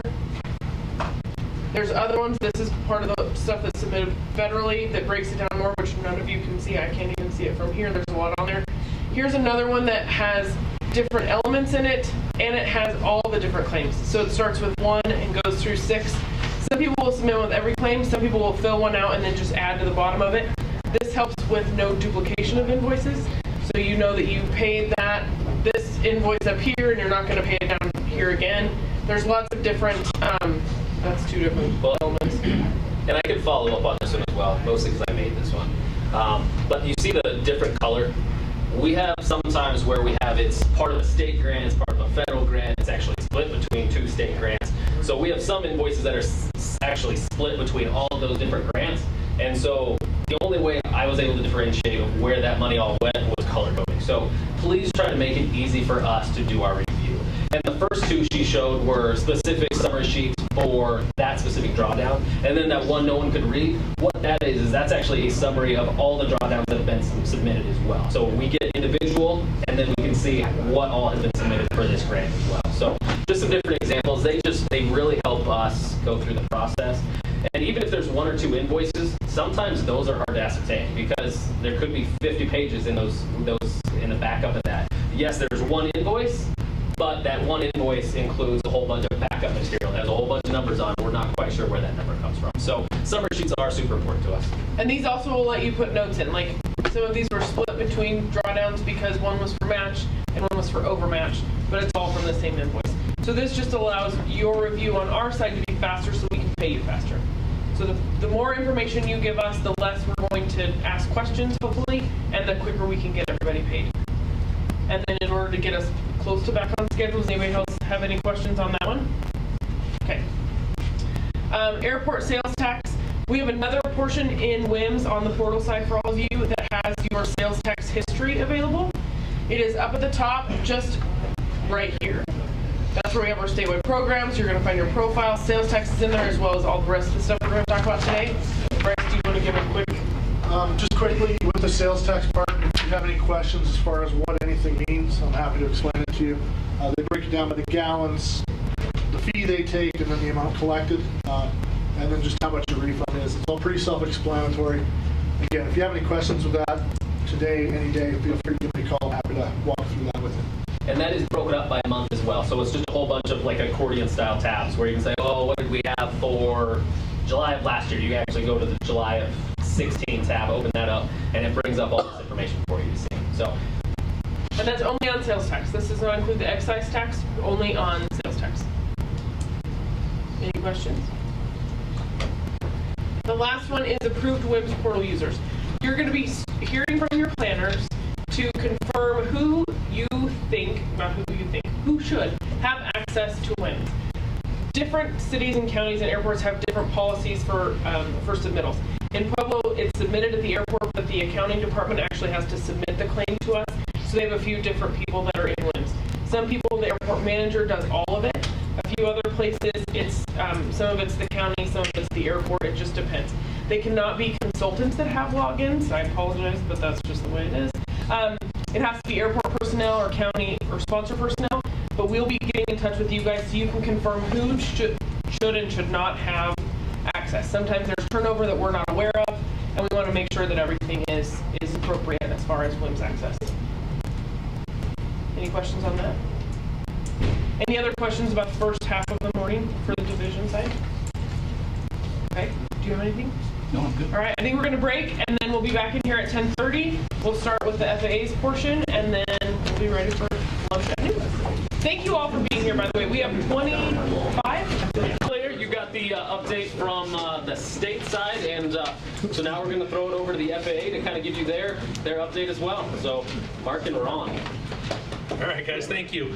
I wasn't even going to entertain going through the where are we with reauthorization, appropriations. You guys know that as best as I do, which is we're still working on it. We've got one of them through December, or the middle of December, the other one's through March, but obviously they can't ever line up to be the same. So we're just going to keep harping on you guys that the best thing that we can do for our 2018 planning and our construction projects is to be prepared ahead of time so that when funding does become available, we can act on it very quickly. Hopefully that will keep us getting the majority of our projects still going on within that current fiscal year. For most of the construction projects, still getting them rolling next summer. But we'll have to just be ready to adapt if our circumstances change. That's the best we can do now. It's been that way for a handful of years now, so it's almost becoming the new norm. I appreciate your patience with all of that. One of the things we had identified just briefly to update, and this is probably more for some of our newer airport managers and sponsors, just looking quickly at the federal funding sources. We get all kinds of different kinds of money that come to us through the federal program to get into your grants. Nationwide, the biggest portion of funding that is out there is what we call our discretionary. Typically reserved for, there's money that comes off the top for some military programs, there's some noise programs, some environmental. That money all comes off the top, but then the discretionary is allocated to kind of a national priority list. We sit down with our office, which manages the states of Colorado, Wyoming, and Utah, 117 airports between all three. We come up with our discretionary ranking for a handful of projects there. We then coordinate that with our regional office, which is up in Seattle, picks up Washington, Idaho, Oregon, and Montana. Yep. So we come up with a regional list. Well, that regional list then goes back to a headquarters list. But the key takeaway for discretionary funding is it is generally reserved for national high priority projects. Runways, safety projects tend to top the list, and we kind of work our way down. Every airport is eligible for discretionary, but please keep in mind that within our three states here, our two biggest sponsors that receive probably the most discretionary are Salt Lake and Denver. So, I mean, you're right up in that category when you're starting to look at what projects you'd like to put on your CIPs for discretionary. Know that you're on that same list as some of those heavy hitters. So good projects, good justification, good planning leads to our discretionary list.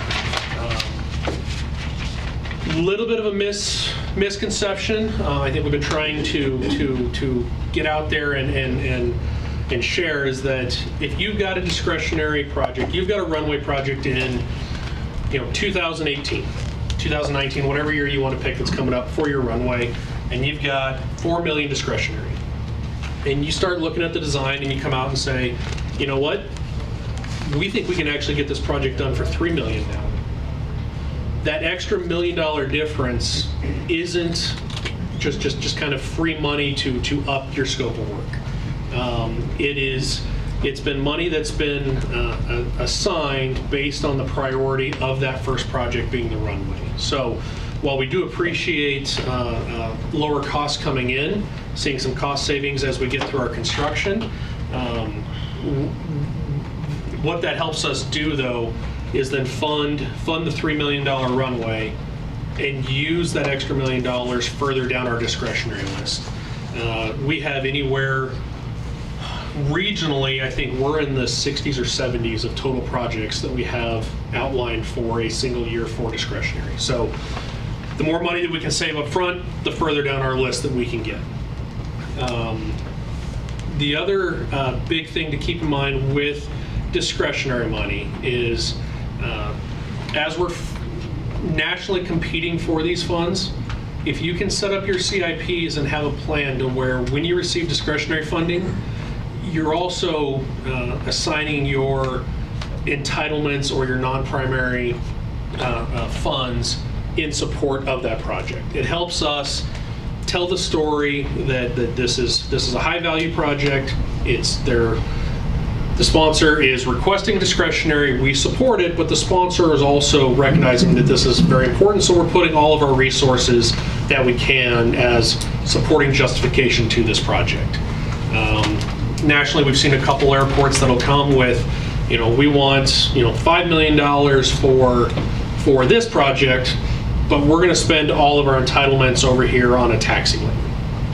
And it just paints the question nationally of, well, how important is that $5 million project to you if you're willing to disassociate your entitlements and fund lesser priority work? So please keep that in mind. Another pot of money that we get is our state apportionment funds. Specifically, those go state by state. They're calculated by formula.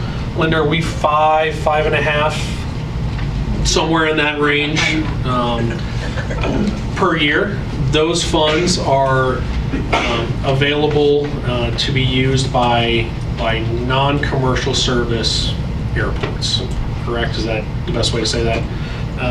So again, limited amount of funding. Our office works with CDOT to help try to plan out future CIPs of where a lot of the state apportionment goes. Some of it we will assign to help support some of these large requests for discretionary. Again, just showing our commitment to it. But please work with your planners here at CDOT as well as our office, and we'll help lay out those processes. If you look at the number of airports we have for the state of Colorado, it's not that $5 million doesn't go very far.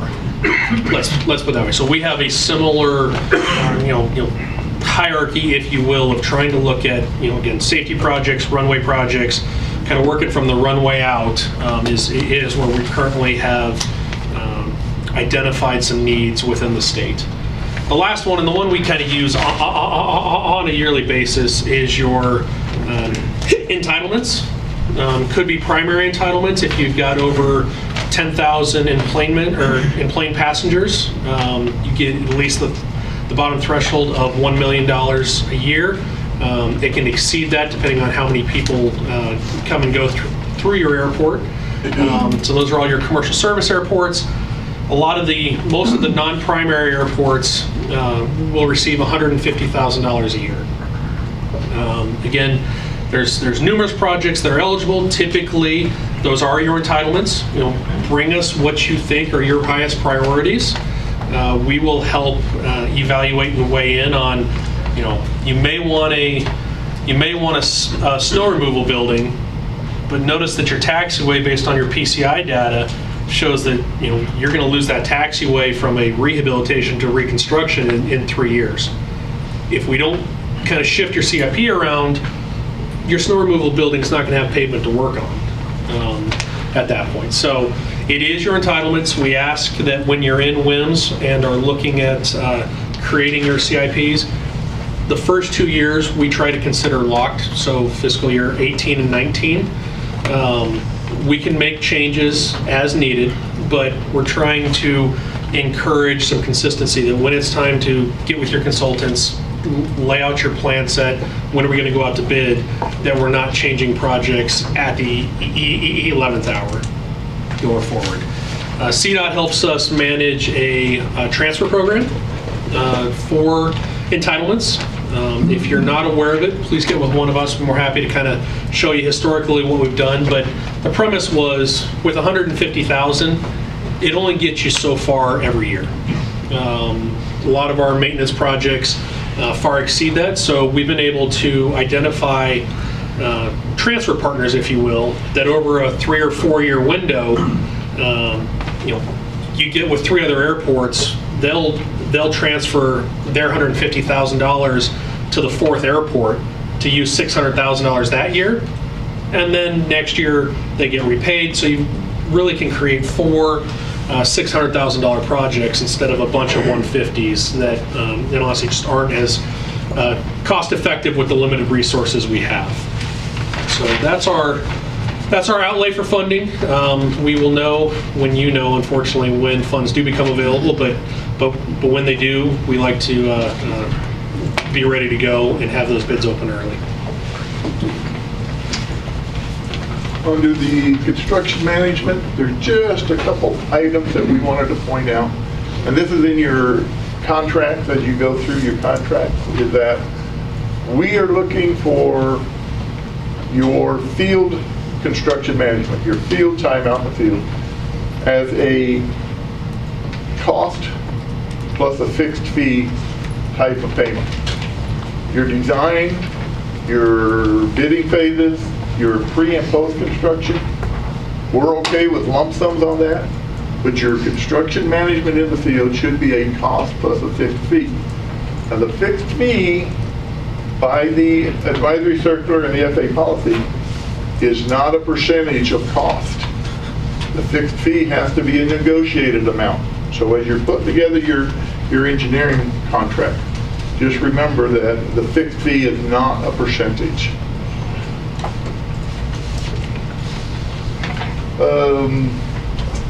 The next one is the AGIS system, and actually number 3 and the last one go together hand in hand with what we want to talk about. The modification of standards is now under the AGIS system.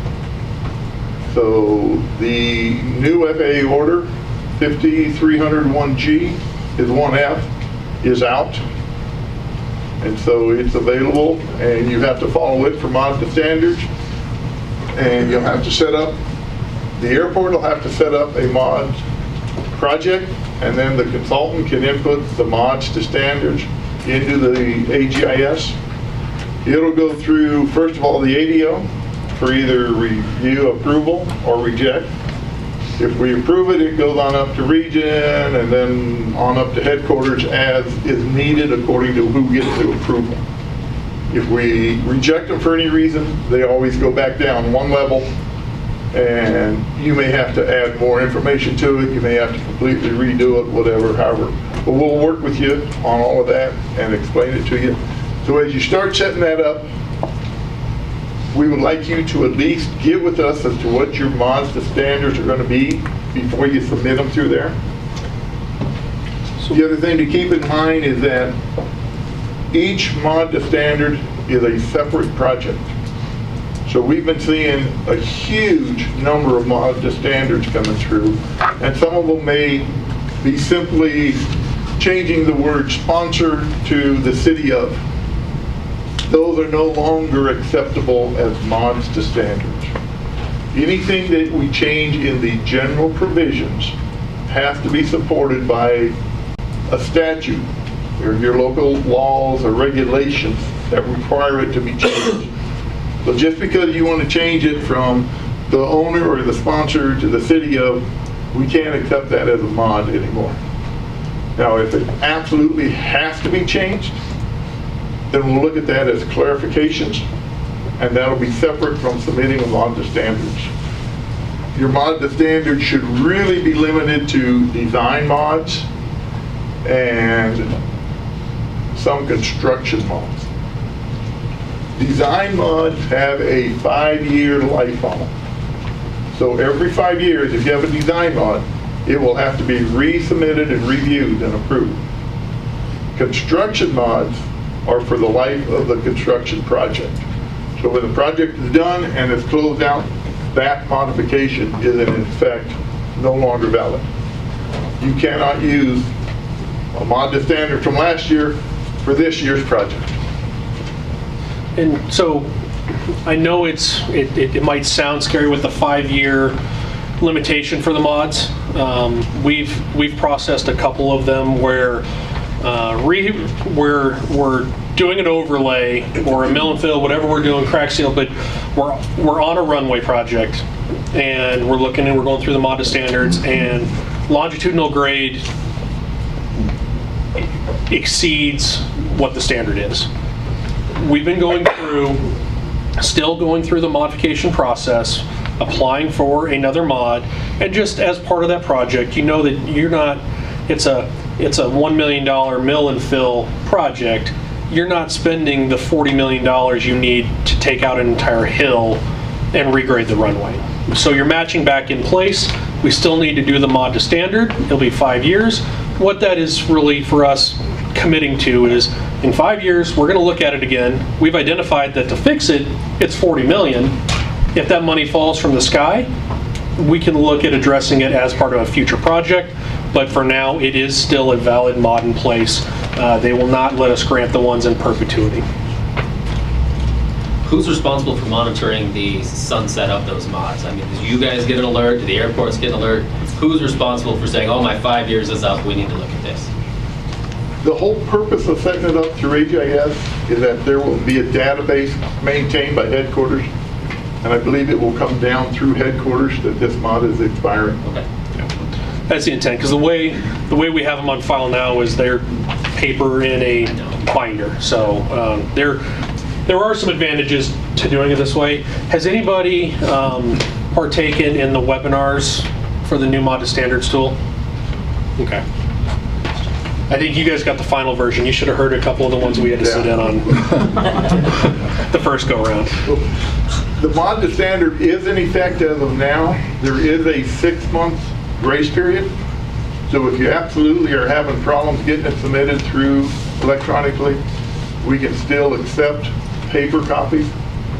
But as of, in 6 months, March? As of March, we won't be able to do that anymore. Yep. So I strongly suggest learn how to work it on the mod. It's very similar to all the other AGIS modules that are out there. Ron, on multi-year projects for your construction mods, are you doing it by grant or by project? That's a good question. That's good. Scott, we haven't honed in on it. It is a good question, because you're right. You'd like to have the consistency across. I think that's the way we would encourage us to go. Let us check with the region to make sure that by project we can keep that going. Yeah. That would be our preference. For design mods for a project that happened previously, does the sponsor need to add that to the system so it can be tracked? Or is it just this project's going to create the mod, then it's going to be tracked, but yeah, how's historical going to be captured? My understanding is that these are going forward. So put them in. It doesn't delete the historical record. So I think from an airport sponsor standpoint, if you have a couple that are outstanding that you've got identified on your airport layout plan, it probably would be in your best interest to at least capture them once through the system here. But it's not something that's going to prevent you from getting a grant going forward. It's just if we are on the runway that has one of those historical mods, we'll have to resubmit it at that point anyways. So that's one of the first things we'll check through our pre-design is, do you have any mod standards?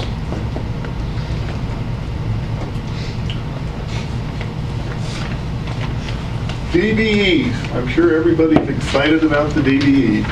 This year has just been a nightmare with our DBE. As anybody who has tried to work with the Civil Rights Office understands that hopefully you have all gotten access to the program. It's called FAA Connects.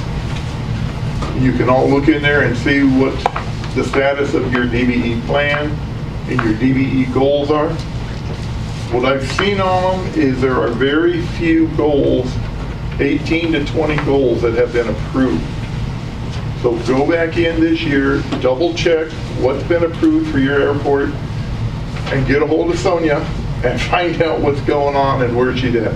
She works all of the Northwest region and all of Alaska region. So she has been inundated with a huge number of DBE plans and goals.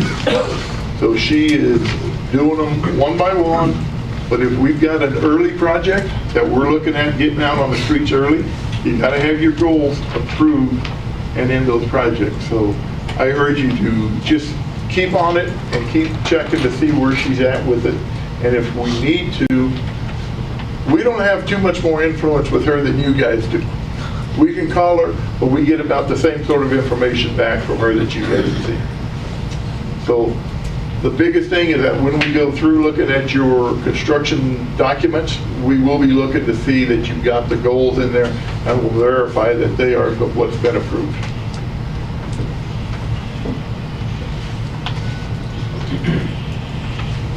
Okay.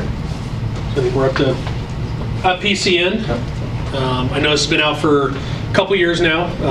We asked to have it here on the slide, not to go into detail of what the PCN is and how it's calculated, more of just a reminder. It is required for some airports. It's going that way for others, so it may not be there. But if you have not updated your PCN or have a plan to update your number, get with us, let us know, because we can help you work through it. I think most of our consultants have worked through these pretty well recently. We've been able to incorporate them into a handful of projects. It was more just that we've got, what, 32 airports in the state still that have not reported a PCN number. So it was just a reminder. Let us know if you have questions. We can go through all the correlation or lack thereof to the old pavement strength runway numbers that are out there, but it is something that nationally the agency is looking to standardize going forward. Yeah, and keep in mind that we only care about the runway numbers. We don't care about your apron or your taxiway. And we've had some people say, well, my taxiway's less strength than my runway is. The runway is what we need to report. That's correct. Now, and if you did know, though, that you've got weaker pavements, you can, I believe, make an educated assumption or a deduction to what your PCN number comes out to. So if you know that your runway just has superb subgrade to it and is actually stronger than the rest of your airfield pavement, you, from a safety standpoint, can report a lower number. We just need to make sure that it's reasonable, so it's not looking through a grant assurance violation that you're prohibiting aircraft from coming in for other reasons. I wanted to touch real quick on planning and engineering selection. I think we've made great strides over the past handful of years. I think it's fairly common knowledge now that when you go out for consultant selection, you need to either go out for planning or your construction. We cannot have the advertisement be for both services. I don't think we've run into that recently, but just as a reminder, it doesn't mean you cannot select the same firm for both, but it provides a clear playing field for planning firms to compete for planning services, engineering to go for engineering. Some firms can do both, great, but both of those selections need to be done separately. There's an advisory circular out there, 5100-14E, that will provide you all the guidance walking through. Yes, sir. Say that again, that circular? Sure. It's 150/5100-14E. So we're more than happy to help review any of the proposal or the draft requests for qualifications that go out. We don't approve them from our office, but we can help make sure that you don't have any language in there that might be a red flag, that could be discriminatory to certain firms or practices, things that would not make it eligible for federal funding once you made the selection. That, to expand upon that, that would be like your list of projects that you're selecting for. And because it is a qualification base, it cannot include requests for funding or funds or engineering fees. So those are the sorts of things that we will be looking for as we go through to review for you. That's a good thing. 'Cause the other thing on the project list, and it was common practice. We have gone away from it. Was you would list, your runway, your taxiway, your apron, and then line number 4 or 5 would be and other projects as identified by the airport. We've even coordinated with legal on this. That statement is no longer acceptable within the request for qualifications because it didn't give proper notification to the firms that were submitting for that project of what that other work could be. So please be as detailed as possible. You don't have to go into sections of your apron per se, but the catch-all phrase on the bottom is not something we can use for federally funded projects that may pop up. So if you have something that comes up out of the blue that's not on your current 3 or 5 year selection service, you may have to go out for a standalone selection for that project if you want federal funding for it. Question on that, Mark. Yeah. So with planning and engineering selections, who's responsible for monitoring the sunset of those? Is it the airport? It is the airport because it is your contract. We also have a database that we're tracking within our office. Okay. I would hope most of the consultants on the same page are not sitting down to a pre-design for something that you're not selected in your own contract for. So it's a little bit of everybody, but ultimately it is the sponsor because if you engage in work that's not been selected through the proper channels, we can't fund it. So it's better to just have those questions up front. If you've got a taxiway project this year, 2018 project, now or even probably 2-3 months ago would probably be the best time to go look and just, hey, where are we on our current 5-year? And just a heads up, as a state, we are trying to figure out how we can help with this process as well. We're trying to see if the expiration of both those contracts is a good thing to keep in WIMS so that it can send out an automatic reminder to the airport. So you may see something coming from the state as well from that on. It'll probably be like a survey monkey of who do you have currently selected and what is the expiration of that 5 years. So we are looking at that. It's currently built in there. We're just trying to figure out if that's our best approach at this point. Do you guys see a benefit of getting an email reminder from the state, or is that something that's pretty easy to monitor on your side? Yeah, in doing your selection, we can't give you a specific time frame on what it's going to take. It's dependent upon what you have to do through your own government and legal. So some of you may be able to do it in 30 days. Some of it you may take 3 or 4 months because of reading through city council or through the county commissioners or whatever.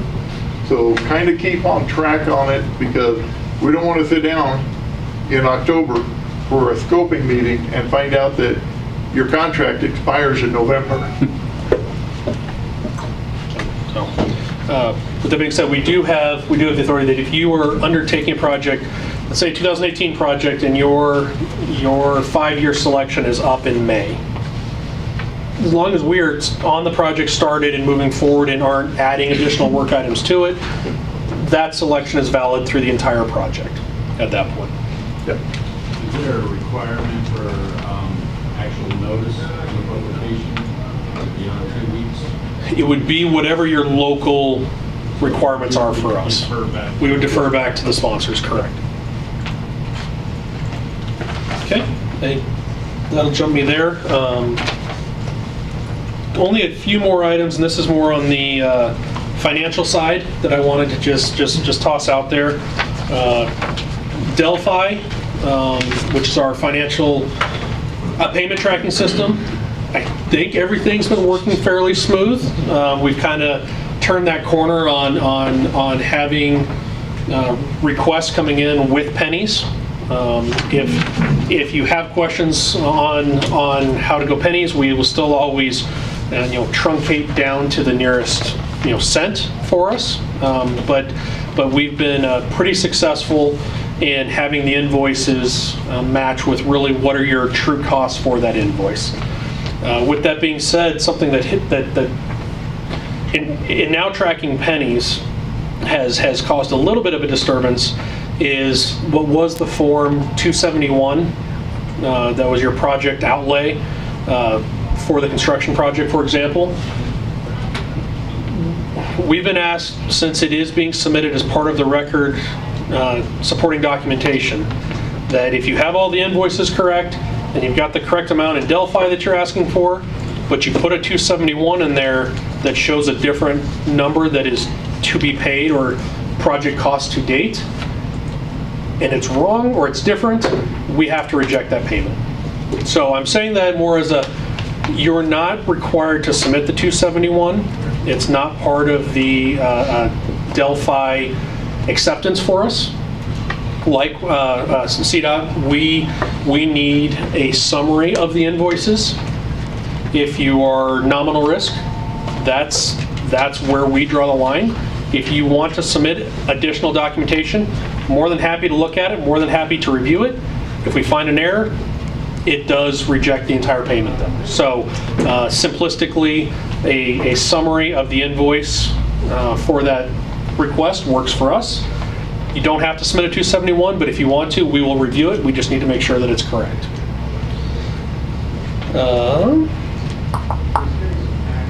Quarterly and financial year-end submittals. Probably the first one, there is a requirement for all of our open grants to have a quarterly report submitted to us. Some sponsors do it as a true quarterly report showing all the project costs to date up through those quarters. We will also accept as meeting that requirement the weekly construction reports. So that does help us, but know that if you're doing weekly construction reports and you're off for 3-4 months, there's no construction happening, we still need a quarterly submittal to fill that gap to show us, yep, this is what we ended with in June, this is where we're at in August, but nothing happened, but we still need that record of showing that you're accounting for it. So work with your project manager. If you've got questions on which way, most of them I think go the route of the weekly construction report. So that works for us. At the end of our fiscal year, so at the end of September, there's a form 425, and that's your yearly outlay for any project that was open during that time. We have until the end of December to get those submitted. I know it's one more financial tracking on numbers that we already have somewhere else, but trust me when I say that without those 425s, we can't give you a grant for the following year. So please work with us, get those in. If you have questions, let us know. The catch, and Ron helped point this out to me, right, that the 425s can be found on the White House website page, and it's not working right now. So if you have an old copy, if you have a PDF, if you want to white that out, pencil it in, send me a telegram, however we can get the information, we'll accept those as long as we can. So if you need, I've got PDF copies of them, I'll send them to you. So yeah, but just reach out to us if you guys have questions there. Clarification on it is that the 425 is a cumulative total of your grants. If you have more than one open grant, you have to put in 425A, which is page 2, and it breaks them down individually by the amount for each grant. The last one, and this was the system for award management. Been around for a couple years. Every sponsor is currently registered. The catch with the SAM website though is you can only ever be registered for 12 months at a time.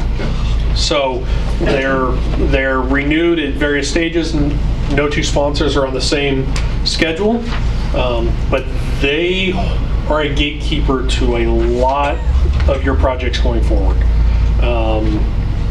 We ran into one, Eagle, they're currently registered with their SAM account, active. They made a switch in banking, so they went through Delphi. They submitted a request to our office saying, hey, we're switching from bank A to bank B. Please see all of our future deposits go there. Here's the account information. We said, great. We gave that to the accounting folks in Delphi, and they said, great. We still can't process the payments to the new banking account until it's updated in SAM as well. So even though they were current, we had an exercise of just getting that portion updated as well. So we've seen that come up recently. We have seen that to receive a grant, we will check and make sure that you are active and currently registered in SAM. Great, you get your grant from us. 4 months into it, your 12-month expires and you haven't renewed it yet. It will put a hold on all of your current drawdowns being paid until that is reactivated. So just keep in mind that it's always out there. I'd probably just put a sticky note up on your computer somewhere that says SAM date is, April every year for you. Just go ahead and re-up it before it expires, because once it expires, you could jeopardize the timeliness of your payments being made. Can I follow up on that? Yeah. So in relation to your it's an annual update, correct? And so you can go in and do that for absolutely free. The state randomly got an email this year from GRC that said, hey, your SAM membership is expiring. Pay us $400 and we'll go update it for you. I believe that is not a fraudulent email. It's purely a company that's out there trying to get you to spend $400 to do something that you can do in 5 minutes for free. So please keep an eye out for those random emails. This is a free site for you to use. You just have to update your information annually. All you verify your information. There are a whole bunch of Are there? Okay. Because that was the only one I've seen so far, and I was like, what is this? And they even had my dates incorrect. So, And they'll call you too. I've been hounded by a lady. She's wearing me out on this. So yeah, please be aware. That is a free thing to update, and it does not take hardly any time, unless you let your password expire, and then it takes a little bit longer. But same thing I found for the FCC licenses. oh yeah. Yeah. Oh, I get They're those. sending those out, charging you money I to get do. 4 or 5 of those a month. Yeah. Yep. Where it takes about 5 minutes and it's free. So that was no, one piece that absolutely. I just ran into this year, and I actually said it was fraudulent. Again, we can help where we can. The funny thing, we have a couple programs like this. We can see the end result of whether you're currently active or not. But if you log in and say, hey, Mark, this is what I'm looking at, where do I click? We can't see how it goes into the system. We don't have that access. We can help coordinate with accounting, anybody you want, but ultimately it's a little bit of trial and error from your side, unless we happen to be just sitting down in the room together and say, all right, pull it up and let's see what it looks like. We don't have a special portal that lets us see the front door access. The federal help desk does. Those guys. I've talked to them a few times. One other thing that goes along with the SAM is make sure that your DUNS number and your SAM's number correlate.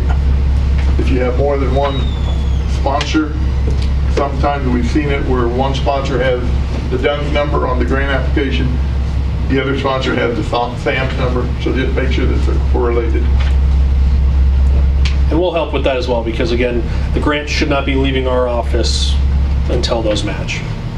Accounting will put a hold on it real quick, and they will let us know. Any other questions? Okay, I think we're good. We'll just keep on moving.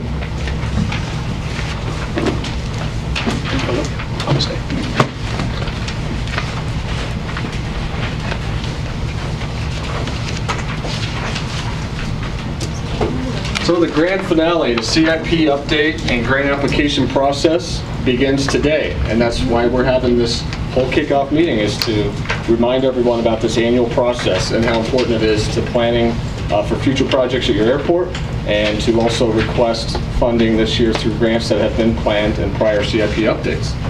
So as we have done for the past several years, CIPs will be submitted through the CDOT's WIMS portal. I'm sure you're all familiar, but if not, if you don't have access, if you don't know what it is, please reach out to one of the CDOT planners in your region, and we can help you get access, walk you through how it works, how to do a grant application, how to update your CIP. So the next thing we wanted to talk about was, as we're submitting CIPs, they'll be opened later today, if not at the latest by tomorrow.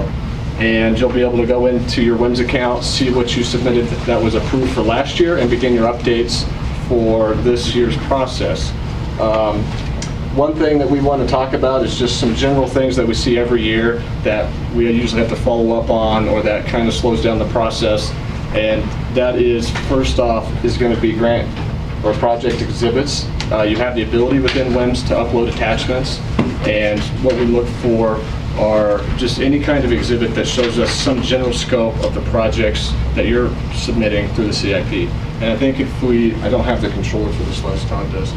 We have a couple examples of some that we typically see included with the CIP update process. And these are pretty helpful because it'll actually list each year the project is being planned, and then the description as well as color-coded locations on the airfield.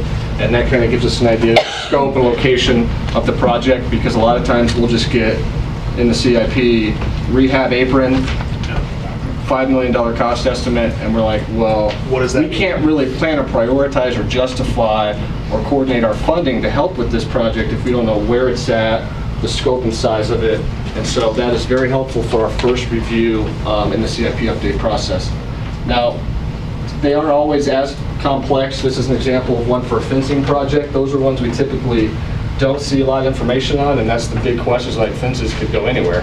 And that's really a helpful tool to know where on your airfield they're going, and what types of pavements they're protecting, whether it's for security or wildlife or both. And so even just general non-color coded descriptions. This is an example of a very basic one, but then again, it gives us dimensions and identifies the scope of the project. So please don't forget to submit those. If you do, we'll probably call you and at least try to understand, get some information from you so we can better understand the scope of the project. The other things that are very important in addition to the exhibits are cost estimates. Cost estimates are very, very important because we really don't have anything to work with if you guys don't have an idea of the cost of the project. So make sure you work with your consultants, your engineers, to get a really good cost estimate for your project, especially the sooner the project is expected to occur. We are looking through each update to have at least the 5-year CIP update. So this year, that would mean 2018 through 2022.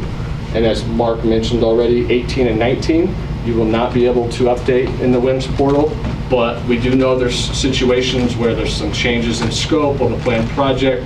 If that's the case, please coordinate with the FAA and us to discuss those changes as we go through this update process, and we can definitely help update those if they're all justified and understood.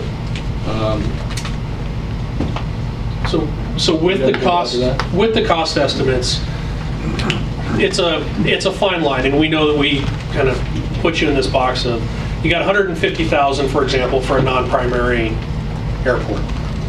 If your cost estimate is $180,000 from your consultant, show us the $180,000. We need to know what the actual project that you want to do is expected to cost. We may have to have a discussion of, okay, how do we pare that down? But it doesn't give us a lot of good information to go on if everything within the CIP is only matching what your entitlements are. That's your input. That's your chance to tell us what your actual needs are. We may put it back out as a finalized, and we'll get down there at the bottom, as a refined, okay, these are your projects, we had to move some. We will tie them back into what the entitlements are, because we can only spend what we have available, but at least let us know what your real world needs are up front. Very good. Next on the project expectations, we just want to remind everyone, as we do every year, especially the last 2 years, this is more important from the state's perspective this year, but even if you have a project that you think might not be eligible for federal funding or state funding, or is being totally funded on the local side, please include those in your CIP. And this is really going to help us as the state identify, as we recover from our funding shortage over the next year or two, what are the true needs out in the system. And we're also going to be developing over the next year or two our funding priorities for our additional discretionary grant funding program. And so we really need to understand very well, in addition with our system plan update, what the needs are, where they're at, what the scope is, what the estimates are, and we're going to be developing our priorities and funding mechanisms based on a lot of what you guys are submitting to us and we're seeing in these CIPs this year especially. So, yeah, because WIMS has the capability to show state and local only projects. Yep.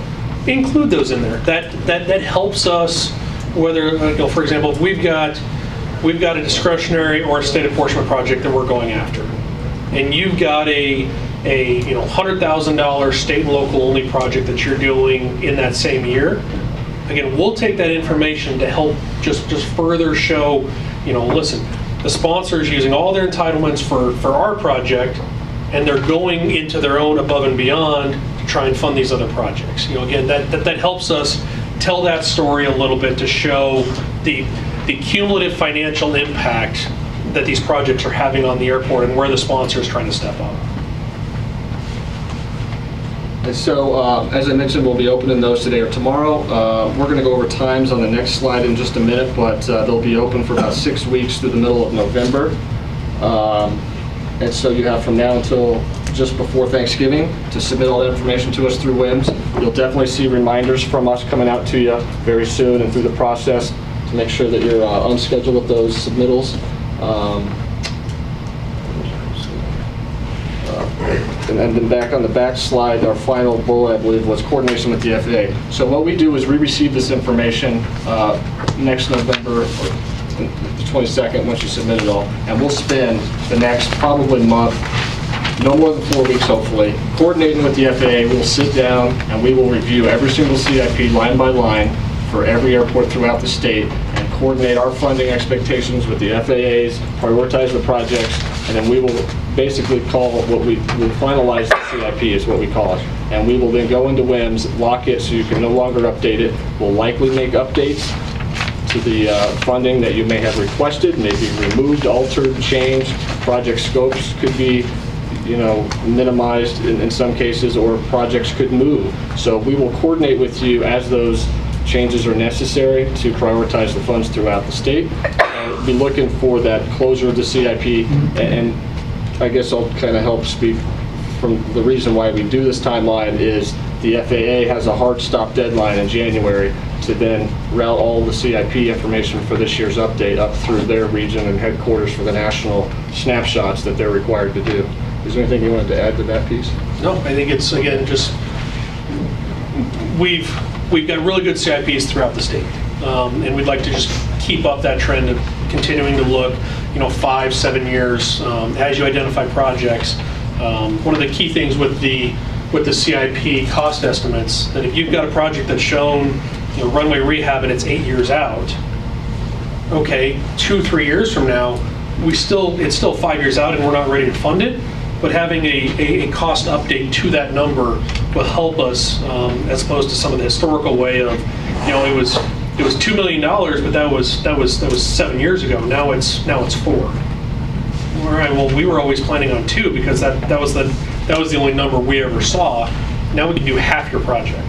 So the not just the current year's cost estimates, but as you can realistically keep up the outer years, that will help us plan, because I know from a lot of our CIPs, at least our discretionary list, I mean, we've got projects darn near 10 years out as a placeholder, but we've got a cost associated with that project that we know the cost is going to change by the time we get to looking at starting our design for it. I guess, yeah, just along that same topic, I did emphasize the 5 years is the minimum we're looking for. Try to populate something for the next 5 years, even if you don't have a plan, at least to know, hey, I don't have a plan yet for that year. But the more you can add, the more years you can add to that, we totally encourage you to go out as far as you can for the reasons Mark stated. Well, and we'll help you. We'll help you, especially at the non-primary levels that, was it, Linda, $750,000 of capital over that 5-year time frame. Development only, not counting planning. That is what, by formula, gets you your $150,000. So we'll help look where we can. You may not identify it, but we may put a pavement maintenance project in year 5 for you. Again, we know the airfields have needs. They may not have been the highest priority, but we're going to try to make sure that you've got at least $750,000 of federally identified projects to ensure that by formula you get your $150,000 each year. And Mark had mentioned it earlier about the transfer program that we help to manage as far as the FAA's entitlements are concerned. It's non-primaries. A lot of times throughout this process, we'll start to develop and confirm some of those outer years, because how far out are we doing those now, Todd? Do you recall? Through 2030. 2030 at this point? Okay. So when we're looking that far out, you know, we might have some airports that drop on or off that list, but we'll usually contact you. It's not something we force on airports, but we'll say, hey, we've identified 4 projects that these 4 airports want to do, and then we kind of coordinate with you as to the year that those might occur and make sure you condone that project and that process of being involved in the transfer program. So we might reach out to you requesting your assistance or ask that you volunteer to help make that program work well. Well, and to follow on with that, if you are in one of those transfer groups that we have kind of planned 4 years out or somewhere out there, and something changes, like Fort Morgan, when you have a new director come in, or you're doing a master plan, and something comes out of that master plan where, like, so I need to switch some things up, please let us know that. We can see if we can plug a different airport in for you, something like that. So we do have some flexibility, but again, we just try to have that money kind of planned out so we can have $400,000, $600,000 projects rather than $150,000 projects. So yes, we try to keep it as stable as possible, but please let there is some flexibility for that. And something that from the FAA side, why, I mean, this has been a huge win for us, especially here within the state of Colorado, is the way your entitlements work. If you've got $150,000 and you need to save up 4 years to have a $600,000 project. So let's say you do it in just year 4 and you carry your money over, you carry it over for those first 3 years. That each year, that $150,000 that gets carried over goes back to headquarters nationally and then gets reallocated as discretionary money for that year. So it goes across the nation, which we say, Linda, from a region, we get 1/7, we'll just say, of that money back to the Northwest Mountain region as discretionary. So then state of Colorado gets, you know, 1/7 of that, roughly, just for a simplistic visualization. As opposed to if we can transfer it and not carry it over at all, 100% of that $150,000 goes to a Colorado airport that year. So it's a huge way for us to help keep a lot of federal funds in the state of Colorado going to all of our projects. Anybody have any questions yet about some of the things we're looking for, exhibits, cost estimates, the process? No? Pretty routine stuff. So I guess we'll just go ahead and move on to the next slide and just go over this year's timelines again. So we already discussed we're opening today. We're going to expect CIPs to be submitted just before Thanksgiving on the 22nd. We've coordinated, as we mentioned earlier, our grant application cycle with the FAA, just to make it a little easier. We're expecting those by January 15. Middle of January, and really that ties in, so we know what projects we're planning for. We've got the documentation in hand, so when funds become available, we don't have to spend another week or 2 going back to you and saying, we need to get your grant application, it's got to get signed by the county, you know, so on and so forth. Then we're ready to go. It also correlates, again, with this middle of January date for the environmental. For all of your projects, we have one person within our office, Candace, that reviews all of the environmentals for all 3 states. So if everybody wants to have their environmental ready to go when bids open and your projects are going out on the street and you want federal grants for it, we can't dump, you know, 80-some CADXs and EAs on her all in March and expect them to be done within 2 weeks. So January 15th, we'll take them sooner. Again, she just kind of works on them as they come in. So the sooner you can get it in, the sooner we can clear that hurdle. And then the CDOT grant hearings will take place in April of April 11th, 2018. And just in case anyone's thinking about it, that is later than we had done in the past, but the reason we're doing that now is to coordinate with the feds because we are only issuing matching grants tied to their funding. But realize that maybe next year or the year after, as we start to expand our grant program, those timelines are going to back up again because the way state contracting works, you can't start the project, design, or anything until we execute that grant to state, which is a little different than the feds. So we'll get back into that routine and process when our grant program expands again. And then finally, again, CIP finalization, not necessarily from the airport side, but on our side and the federal side is going to be in January. That's when they all have to be done from both of our offices and submitted up the chains. AIP side, these two jump out. These are the same dates. Our program, we issue 98% of our grants based on bids. It just helps ensure that our federal dollar is being spent wisely and to that point more efficiently. So we're not issuing, wherever possible, grants based on estimates. Those always seem to just drag on a little bit longer. Special circumstances, we get it case by case, but if we know what your bids are or what your negotiated fees are for planning, it similarly goes even down here to land acquisition. It goes a little bit further. We need to know what those costs are so we can associate the correct funds for your grant. Work with your project managers. We put basically the end of March up here. Again, that's your target goal. Every sponsor consultant will sit down with us, sit down with the state, and identify an actual project schedule for your project. If we know you're not getting discretionary money until July, we may not open bids by the end of March, only because you're going to have to hold them for 90 or 120 days before we even know funding is more likely to be available. We'll help you with those on a case by case. The general philosophy though is get your designs done early, get your bids at least ready to go out for advertising, and then we can reevaluate as a group, what does the funding landscape look like? Do we go now? Is there a bunch of local projects that are going out for, within your area? Is there big CDOT projects that might be led? Do we want to try and get out ahead of those to help our chances on getting the best bids possible? Then the last one is the deadline for carryover.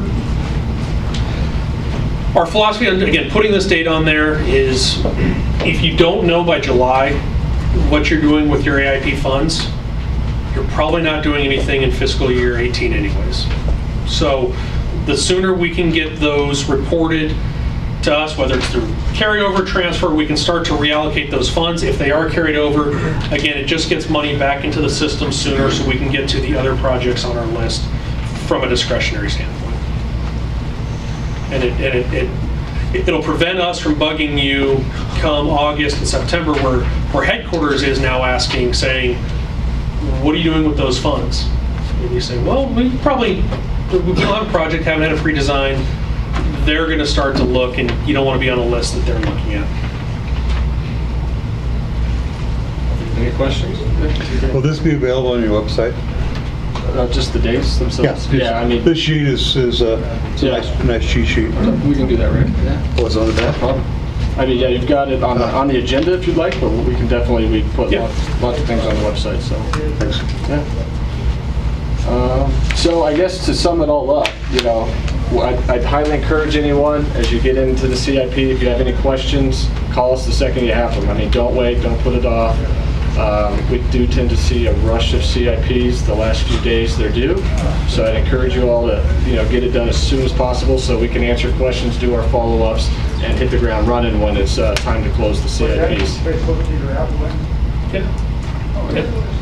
Always ask. So I guess now we'll just do a basic Q&A before we go eat ribs over the whole day and morning. If anyone has any questions or follow-up for anybody from the division or staff, please feel free to holler it out at us. And I'll start those off with, on the back of your agenda, it does show that map split up by region, both state planners and the FAA project managers, along with every contact number you need to be able to get hold of as well. So I'll just state that before we put some questions. One. Go ahead, Gary. Questions for Dave or anything else. On SIB, having experienced this last year, I think it would be a much smoother program if the state had the ability, Division of Aeronautics, to manage that SIB program. and I'd certainly like to see some movement toward that for a couple of reasons. Number one, it cost me $5,000 to have the bank be the third-party intermediary on the damn thing, which I negotiated down from the $7,000 or $6,500 they wanted from the get-go. So that part, I mean, you all have handled in the past and will continue in the future to handle far more money than what you've got in the SIB program right now with the deal. I mean, what do we need to do, Dave, to help you or approach this? I'm going to guess it's going to take some act of God to get the state to agree to let you manage that program instead of being set off to the side. Not quite an act of God, but an act of the legislature.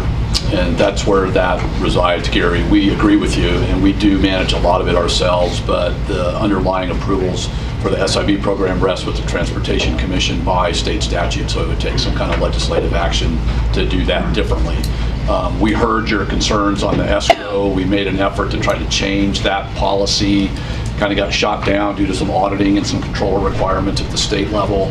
But that said, I think what we have tried to do, one of the messages I got when I first started 2.5 years ago was that the application process needed to be more streamlined and efficient. I think we've done that. We've learned that there's a good time to submit an application. Gary unfortunately got caught up in a month where the Transportation Commission didn't meet for the holidays, but we learned that lesson and now we know. But that said, Gary, unless somebody's willing to tackle a bill to try to change that, we'll do our best to operate within the structure that we have, and from Aeronautics perspective, really bust our ass to make sure it goes smoothly and efficiently and not make it a burden for anybody. For the rest of the airports, I had money to do this project myself. I'm not bragging, it's just a fact. When you can borrow money at 2.49%, why the hell would you spend your own money on something of that regard? And you can tailor it between 5 and 10 years on that particular deal. Yep. Seriously, if you have a project that doesn't fit the criteria for the state and the feds, this is one option that you can tailor out and make that happen. My tenants are exceptionally pleased that we did this work with that. You need to look at it other than be prepared for a little bit of aggravation to the process. Just a random question. If an airport was to take a loan, as they received the 150 entitlement, is that 150,000 entitlement eligible to pay back?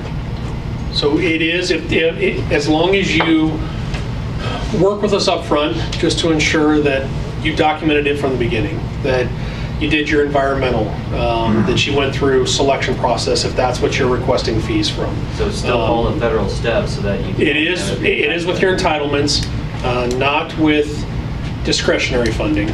So there is a little bit of a limitation there, but your entitlements, absolutely, we just need to make sure that all the necessary steps that you would have taken if the project was that year with federal funds lines up. Interest on loans is eligible as long as it is a supported, reasonable rate of return. Now, Jared, the caveat to that is the financial due diligence for the SIB loans is not done by the division. That's done by the Transportation Commission and the staff at CDOT's Division of Administration, or excuse me, Division of Accounting and Finance.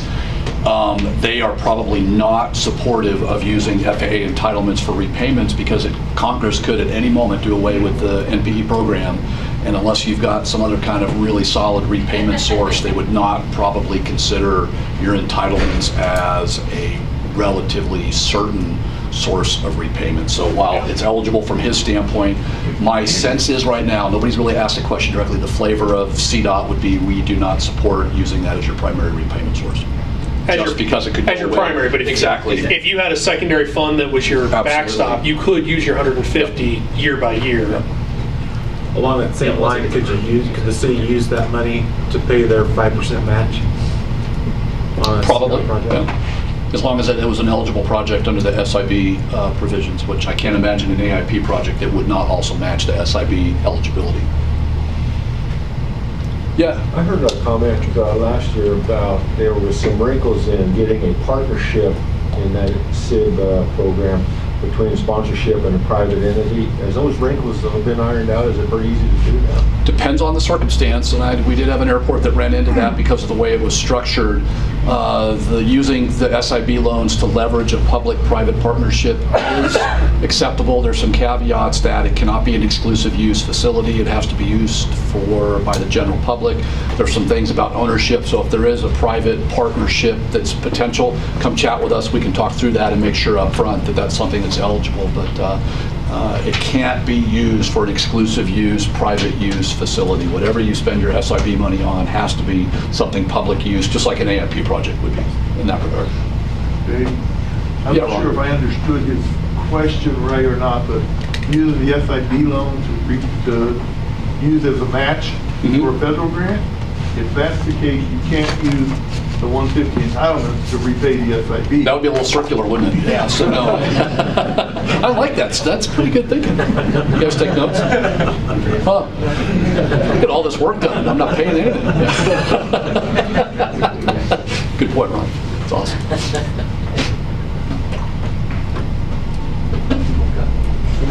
I know right now CDOT is just matching FAA grants.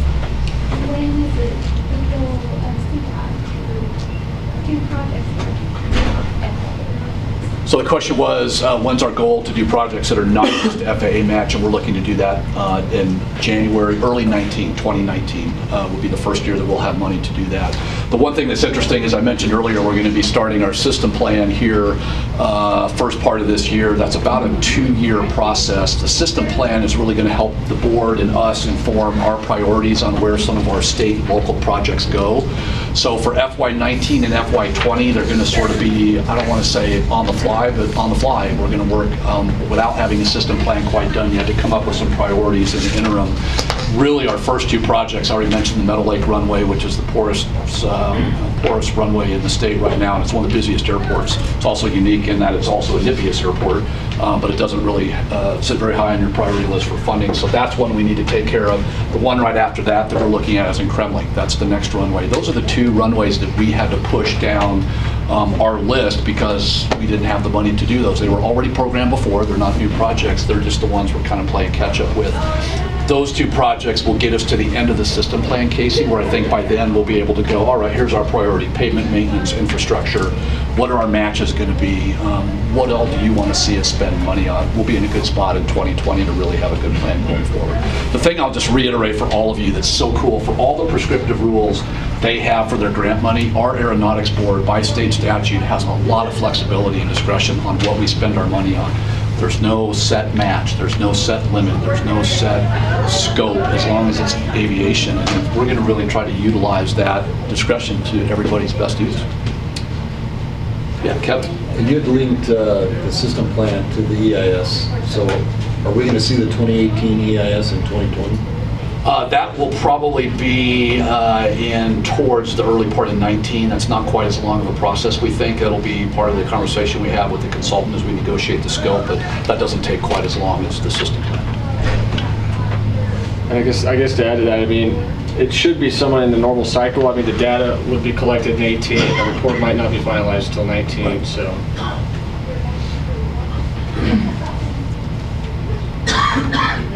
Well, we're getting off easy. Everybody just wants ribs, right? Way to go, Kaylin. Mention ribs ahead of time.